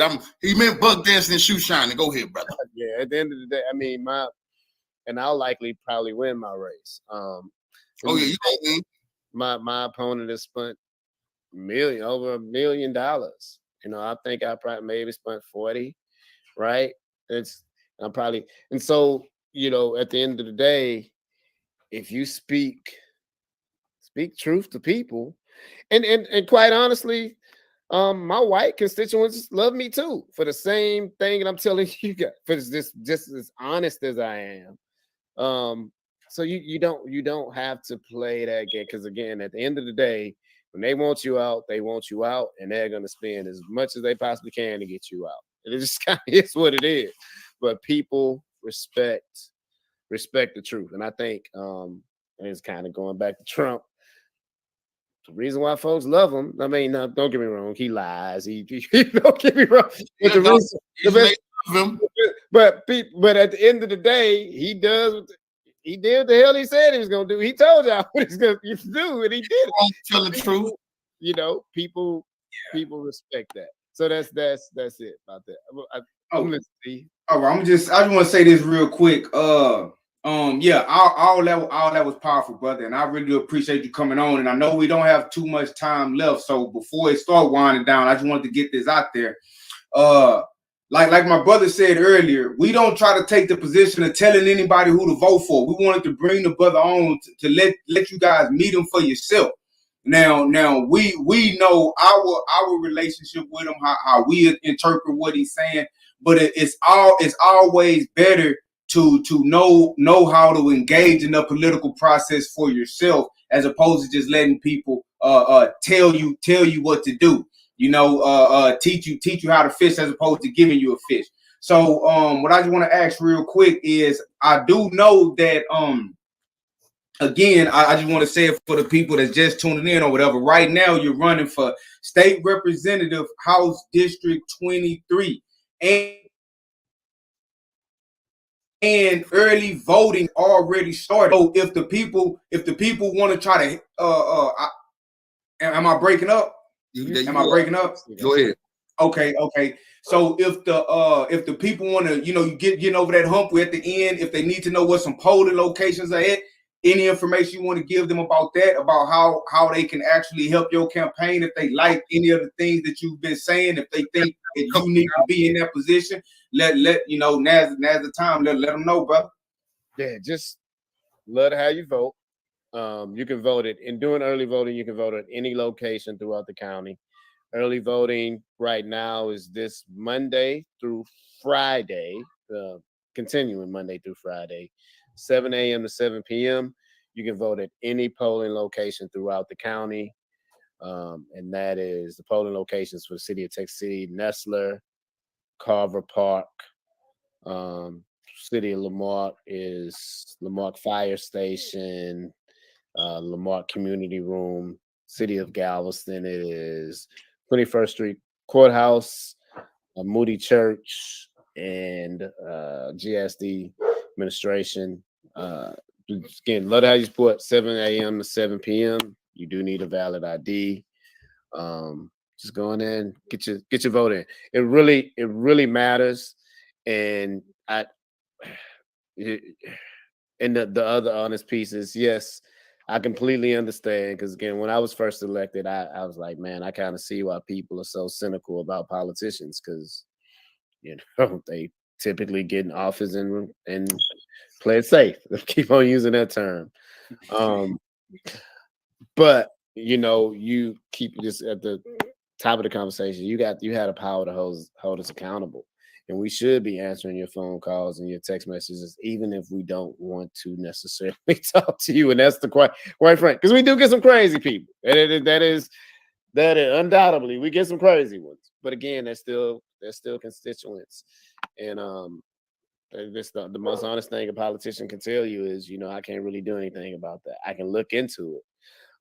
But then for the most part, there are some things, if you have a question about a budget, ask it. Have a question about, we call it expenditure on the expense, ask that question. If you want, in order for you to really, this is the best way to put it, there's an aphorism or a saying that goes, if you're not at the table, you're on the menu. And that is the absolute truth. And you have to think of voting for the person of your choice. It's a business decision. You're literally in our democracy, you are literally an executive at the business table, making the best business decision for you and your family. That's what politics is. How do you? So again, go back to legalize marijuana. Well, you probably want to vote for some Democrats. Quite honestly, let's be honest with you. And or you might want to vote for some moderate Republicans who understand business and you know what I mean. So and here's a little secret. So Governor Abbott marijuana is legal in Oklahoma. Mm-hmm. Governor Abbott he's really good friends with the governor of Oklahoma. So that's why he's been more reluctant to put that on the agenda. Because they making all their money in Oklahoma. They see, I know some people in Texas who went to Oklahoma. See, that's what the rich go ahead. I know what you're saying. Now the thing is, Texas gets marijuana and possibly legalizes gambling, which that's something I'm also going to advocate for. I just think it doesn't make any sense especially if you live here on the coast. You live here in the Houston area, you got to drive hour and a half, 2 hours to go gamble when you might as well just stay. In Texas. Why? I think it's time. And so those are the business decisions that you're going to make. And so I'm not the only politician that has that thought. Again, we can close a lot of educational gaps, and we can make a lot more people transition into the middle class, upper middle class, become wealthy with legalization of marijuana. Man, I appreciate that. And I just want to say, man, I appreciate your time. I appreciate you answering all of the questions. And I'll definitely be in touch. But now I'm gonna just pass it back over to you. Big bro. Hey, appreciate you, Commissioner. Well, man. Commissioner, I appreciate you for coming on. We enjoyed you. What you brought to the table. You seem like a very honorable and respectful guy. I respect your story. You seem like somebody I want to sit down with, and like I say, helping the brothers in prison and helping the families that's other people in prison is something that I would want to get with you on. Talking to brothers, talking to kids about staying out of gangs, talking to brothers about transitioning from prison. If you need me to do any of that work, get with me. I'm open to do that, brother. And like I would just want to tell you, brother, you know what I'm saying? The ancestors gonna be with you, brother. Just keep on doing what you're doing. All you have to do at the end of the day is be accountable to yourself. You can be accountable to yourself if you're a righteous person, then you're doing the work of the ancestors. Accountability got to be with yourself at the end of the day, So, and just do the work of the ancestors, brother. I'm proud of you. I feel you. I feel some warrior spirit in you, brother. I don't feel like you're trying to fool me. I got a good sense of character. I don't feel like there's no game. Really, I'm happy that maybe things is changing somehow. So. It's an honor to have you here, bro. Appreciate y'all, man. We all have a wonderful day, man. It was definitely a pleasure being here with y'all tonight. All right, brother. Brother 3J, I see 3J. I see you in the audience. All right. Okay. I think they love this one. All right. I see y'all in here, man. I'm finna play something for y'all. Like, what's up? What you got to do? I'm finna play. I'm finna put a movie on or something for some revolutionary information on for them. But why are you here? Because I don't kick you out. This stuff just throw you out. Hey, brother. Hey, I'll get with you later. Yeah, you know, for people who just coming in, y'all know this is the legendary King Ampu. Great salute to my brother 3J. Know the truth. 3J, man, you need to get with me, bro. When I'm gonna get that interview, man. God damn, what's going on with Boosie? What's going on with NBA Youngboy? Everybody stealing all that Baton Rouge information. Y'all stole it from 3J channel. I know y'all stole it from 3J. 3J, man, hit me on my Instagram so I can bring you on this week, brother. I got you. So that's my partner 3J. Know the truth. Y'all go to this channel if y'all want to check out that real information on Baton Rouge and things of that nature. My partner got up. I appreciate you coming on today, fam. That was real big. That was revolutionary. I feel the brother had a good spirit. You know what I'm saying? You know, we want marijuana to be legalized. You see, and I'm a type of person. I like to feel like I'm in the fight. I feel like we in the fight if we got somebody who actually go in there and they got to vote. When they say, what's your vote? Well, guess what? We got a brother I just brought on the platform. He going to vote for the legalization of marijuana. You see what I'm saying? Writing the legislation. Writing the legislation. That's big for us in Texas. So now y'all know, hey, Cuff Figure, King Y, and King Ampu, we getting the work done, brother. Ampu, if anybody don't know, the channel is The Chosen Few channel. I need y'all to go there and subscribe right now. Also, could you tell them where they can go to your bookstore and check out some of them books? Because they can go to me, but since you here, I might want to talk about your bookstore. Yeah. So not only do we have the books on corefigure.com, we also have them. I also utilize my wife's website. My wife has a TikTok page. She set up a website associated with that. And so it's dandyandbigherm.com. I have all of my books on that website as well.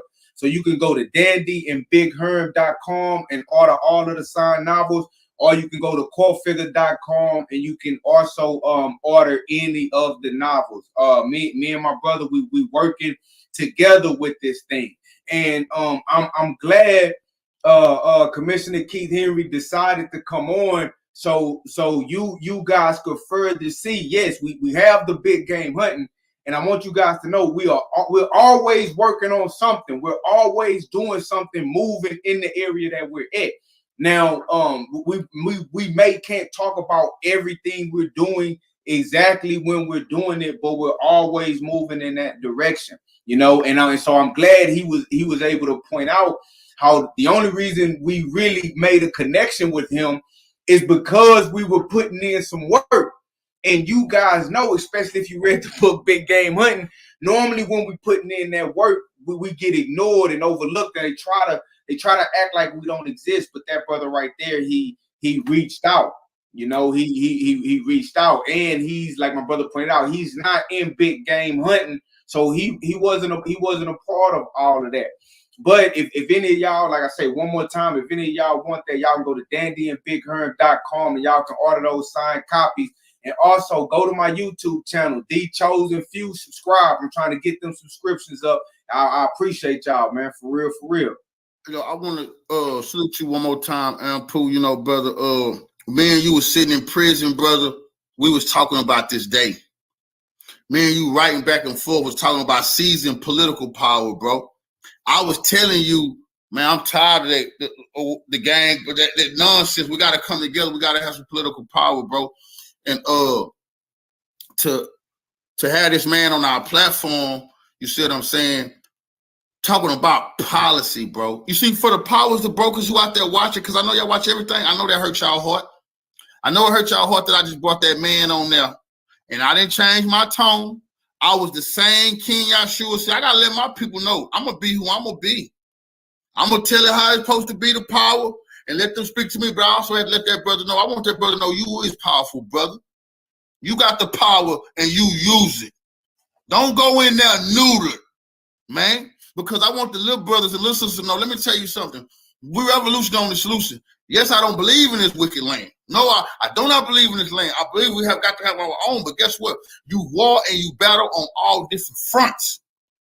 It's the other stuff being said. It's other stuff we trying to put together. But guess what? I want y'all to try to be political figures if you can. Get into those offices. You can't learn nothing if you ain't heard. How you know what's going on inside the halls of power if you ain't talking to nobody and ain't getting nothing done? So that's a big thing, Pool. You see what I'm saying, bro? Because me and you, we come from nothing. Nobody believed in us. They told me and you we had to straighten ourselves up, clean ourselves up. They, the NAACP, Congressional Black Coons, they try to overlook us, bro. But now today, we done brought somebody on the platform who finna be in power and who's sitting down with us, who respect us, we respect him, and who talking about legislation with us. The only thing that's not in the picture now is them.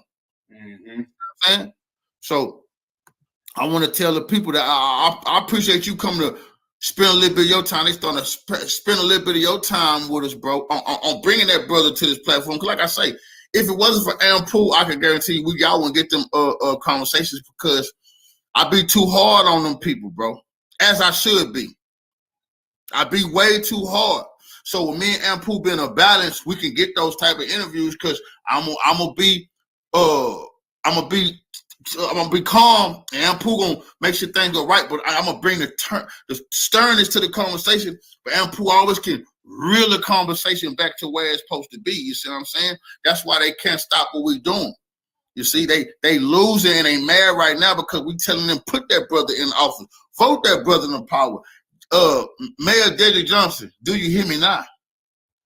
Mayor Dedrick Johnson, do you hear me? You seen Keith Henry on here? Lord, Dedrick, what he gonna beat you up? Didn't he? Oh, I ain't all that, did you? When he finna put his hands on you, Dedrick? But we got respect for brother Keith Henry. Dedrick, you bootlicking, you shoe shining. Yes, I told Keith Henry you was a bootlicking and shoe shining Mary Johnson of Texas City. And all other I'm saying is not endorsed by Keith Henry. He's a respectable guy. No, this is me. This comes from a platform. I don't like you, Mayor Johnson. I say you need to get off your goddamn knees, shining shoes for those impurities, wicked bastards. You need to have some respect for yourself. You won't be in the city hall making us look like some coons. That's over with. But I can. I'm gonna yell and holler, brother. You got anything else you want to say to the people? No. That I think they got a lot out of this interview. I appreciate them tapping in. I appreciate them sticking with us. I saw a lot of the comments that you guys were making, and I really do appreciate the respectful tone in the chat, because one of the main things that me and my brother want to get people to realize is in our communities, right where you're at, there are people who are the elected officials, and whether we like it or not, these are the people that make the decisions that affect our lives. You see, the man that we just had on, he's running for state representative, House District 23. And when you look at the duties of somebody in a position like that, he explained it, but it says the duties of the legislature include consideration of proposed laws and resolutions, consideration of proposed constitutional amendments for submission to the voters. And when he was talking about writing legislation and passing laws, what you have to understand is the laws, the legal code, legislation, that's what runs your life. That's what dictates what you can and can't do.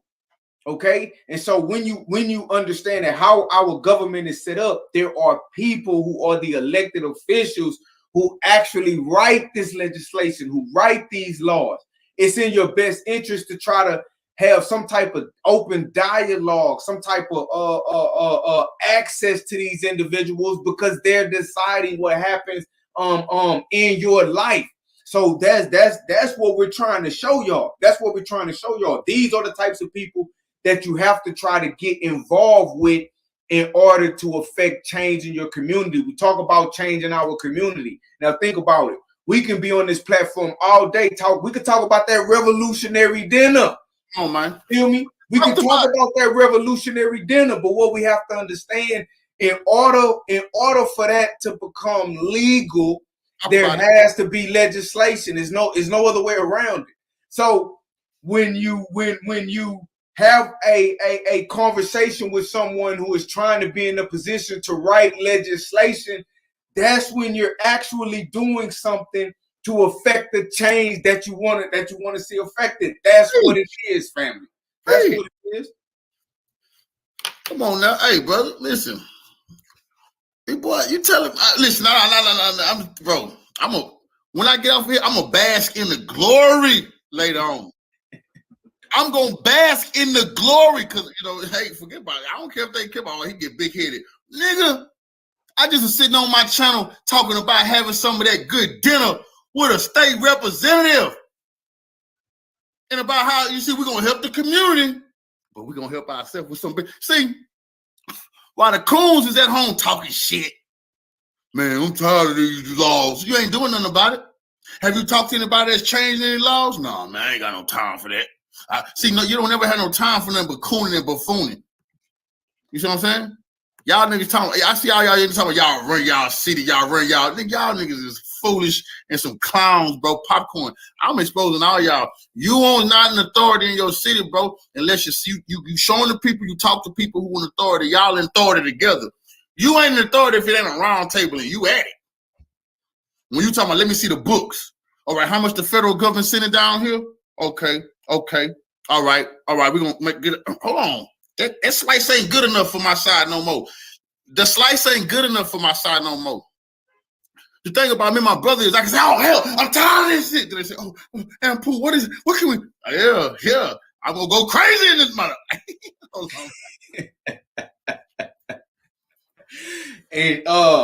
And so what, like my brother is saying, I want you guys, if you just tuned in, if you didn't see the whole interview, make sure you go back and watch it from the beginning. I want you guys to watch it from the beginning because again, he is actually running for a position that if he gets that position, he will be writing legislations that will be making some of the laws.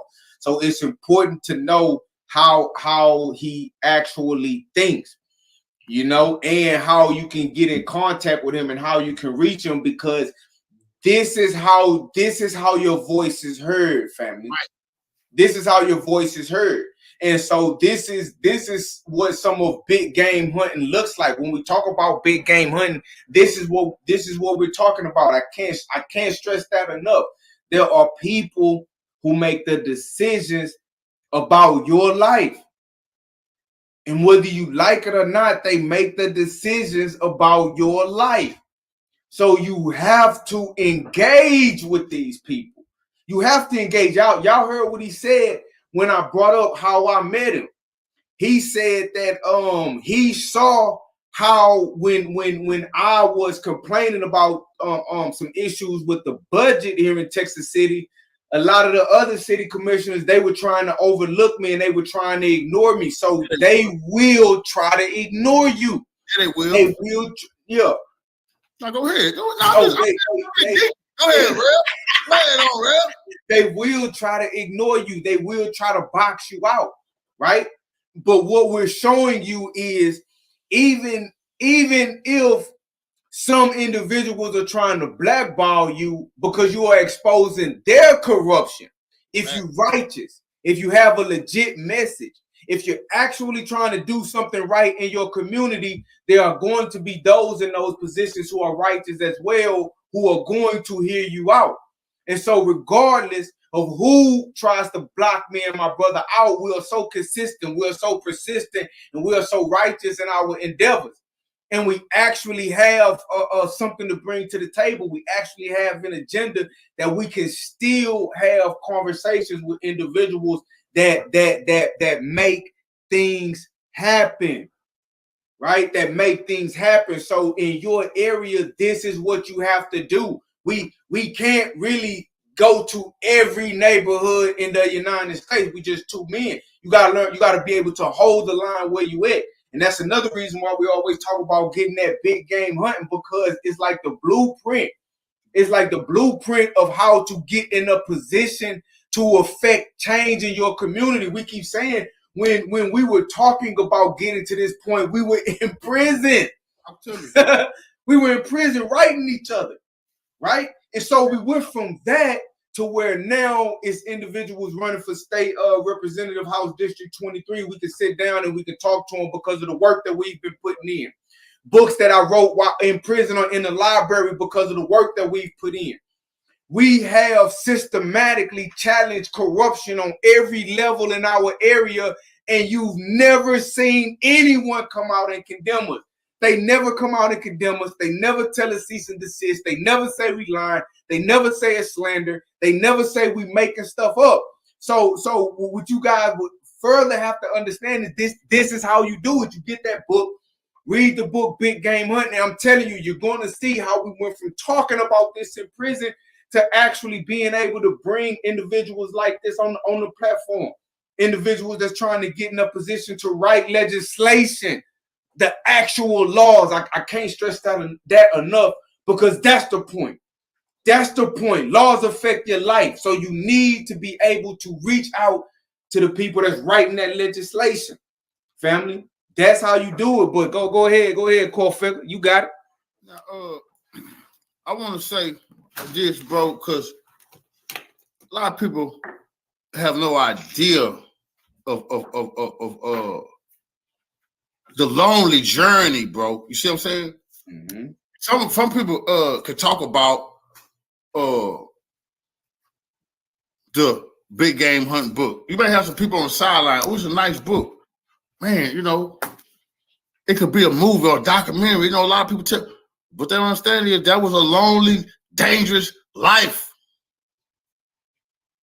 You see, when the people in power, they don't want to give up no power. These are careers that's being shattered as me and you devastate the powers that be. I'm talking about they waited their whole life to run something and not to help you. And then hear me and you go talking about, hey man, we gotta do our people the right way. What? They built their whole career on saying the hell with these people. Then here you come. What did you say? Then you gotta always remember, they looking for every trick. They looking for a way to bring you down. You know, most of the people, me and you, when we came home from prison, they told us we were gonna be dead. Their cops was gonna kill us. Yeah, that was the prophecy. Hey, some people told it to our face, man, police gonna kill y'all because you can't talk back to no police. You can't stand up to no police, by the way. Y'all really trying to do this, man? You niggas crazy. You niggas going back to prison. What, boy? You trying to talk about the chief? Oh, they gonna pull you over. Man, you going at the mayor? Oh, Lord have mercy. You might well be talking to the president. The coon and buffooning that I seen. That's why right now people gotta fall in line. When people say, well, anybody want to know, man, what's the plan? The plan is for you to read Big Game Hunting and then to pay attention. Because a lot of people, they gotta catch up. Catch up don't mean come sit down with me and tell me, hey man, you know, I've been thinking you need to read Big Game Hunting and fall in line. Because me and Ampu barely made it here. I'm gonna tell you the truth. You think the people ain't set the snares, the pitfalls? You think they ain't trying to go to these traitors in the community? The backstabber, I'm going against the poison pushers. You think they ain't talking to the poison pushers about setting up cuffing? You think they ain't trying to bring somebody around to drop something, leave something in the car, leave something in my house? Come on now. You know, we keep a brave face on, but this ain't no game. You see, I tell the people all the time, you see, I go back, you watch Malcolm, you watch Fred Hampton, you watch all of them, they was ready, but they did not know that the angel of death was around the corner. They was brave because we always going to be brave now. You're brave so you won't have that fear. But when you dealing with this beast in this land, don't ever think that I think they just laying down for me and Ampu to walk our way to the top. Are you crazy?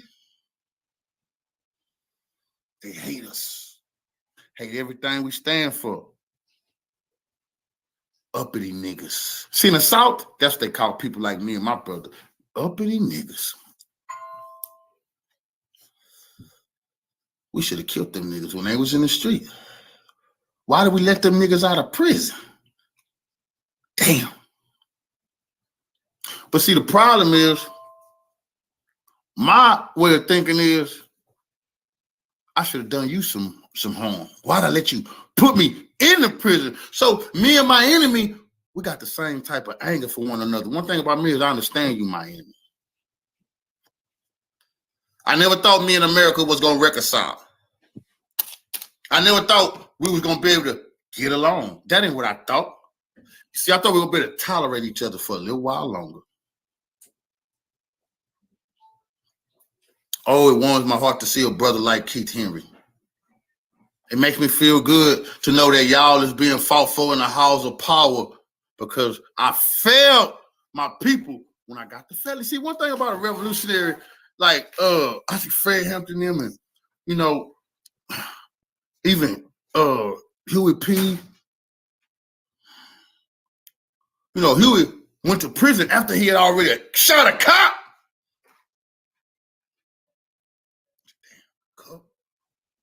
You went to prison for just being a scoundrel. You went to prison. You wasn't doing no revolutionary, nothing, going to prison. So I got to make up for that. You understand that? So when a man like me, how do you make up for it? Well, we had great philosophers, great teachers. I've been playing some Dr. Ben, Dr. Clark. I played Ivan Van Sertima the other day. We have that. We ain't had no victories on the battlefield. See, that's the thing about me. I got to see it to believe it. I got to hear my enemy say, ouch. See, I'm the type of person, when I was in the streets, it didn't do me no favor by sending no homies to go put their work in. Are you kidding me? Ask them. I got to see you get the pain. I got to make sure I'm giving you some of that action. It never suited me no good. Oh, nobody went beat nobody. I ain't got a lump. I need to. So a real revolutionary like myself, we want to be in the grit and the grind of this thing for our people. I respect Keith Henry going to the walls of power and getting it done there, because we need that. But I've been preaching to everybody that when you're trying to give liberation, this is something y'all gotta get through your head. It's about engagement of your enemy. Our most distinguished, we're gonna send to go negotiate. But the warriors got to war. I'm gonna let the warriors know something. You will have to war. We're not passing out no wars for people who don't participate in the battle. Halloween is tomorrow. You got a lot of evil, wicked people thinking about doing wicked, evil things throughout the community tomorrow. All right, family. I eventually I get off. My brother, he continues the live for a while. If y'all want to see the rest of that video that I'm playing, y'all can go to my brother channel, Core Figure TV. Hey, again, I just want to give a big shout out to Keith Henry for allowing us to do that interview. I'm gonna probably break down some things about that budget, show you guys what I was actually looking into when I met him, and I also said that I'm gonna go back and I'm gonna show y'all the land grab that he was talking about. The person that lost the millions of dollars with the city, and that lost their apartment complex, and people got put out of their homes in this land grab that's going on. But I appreciate everybody for tapping in, man. For real. This your brother Matthew Daniels, aka I'm Pooh, aka the Chosen Few, aka the Real Bookworm. But I'm not just a bookworm, world. I'm the real bookworm. Make sure you get it right. And as always, may your name live on forever. And may your memory, family, never die. Hotel, I'm out.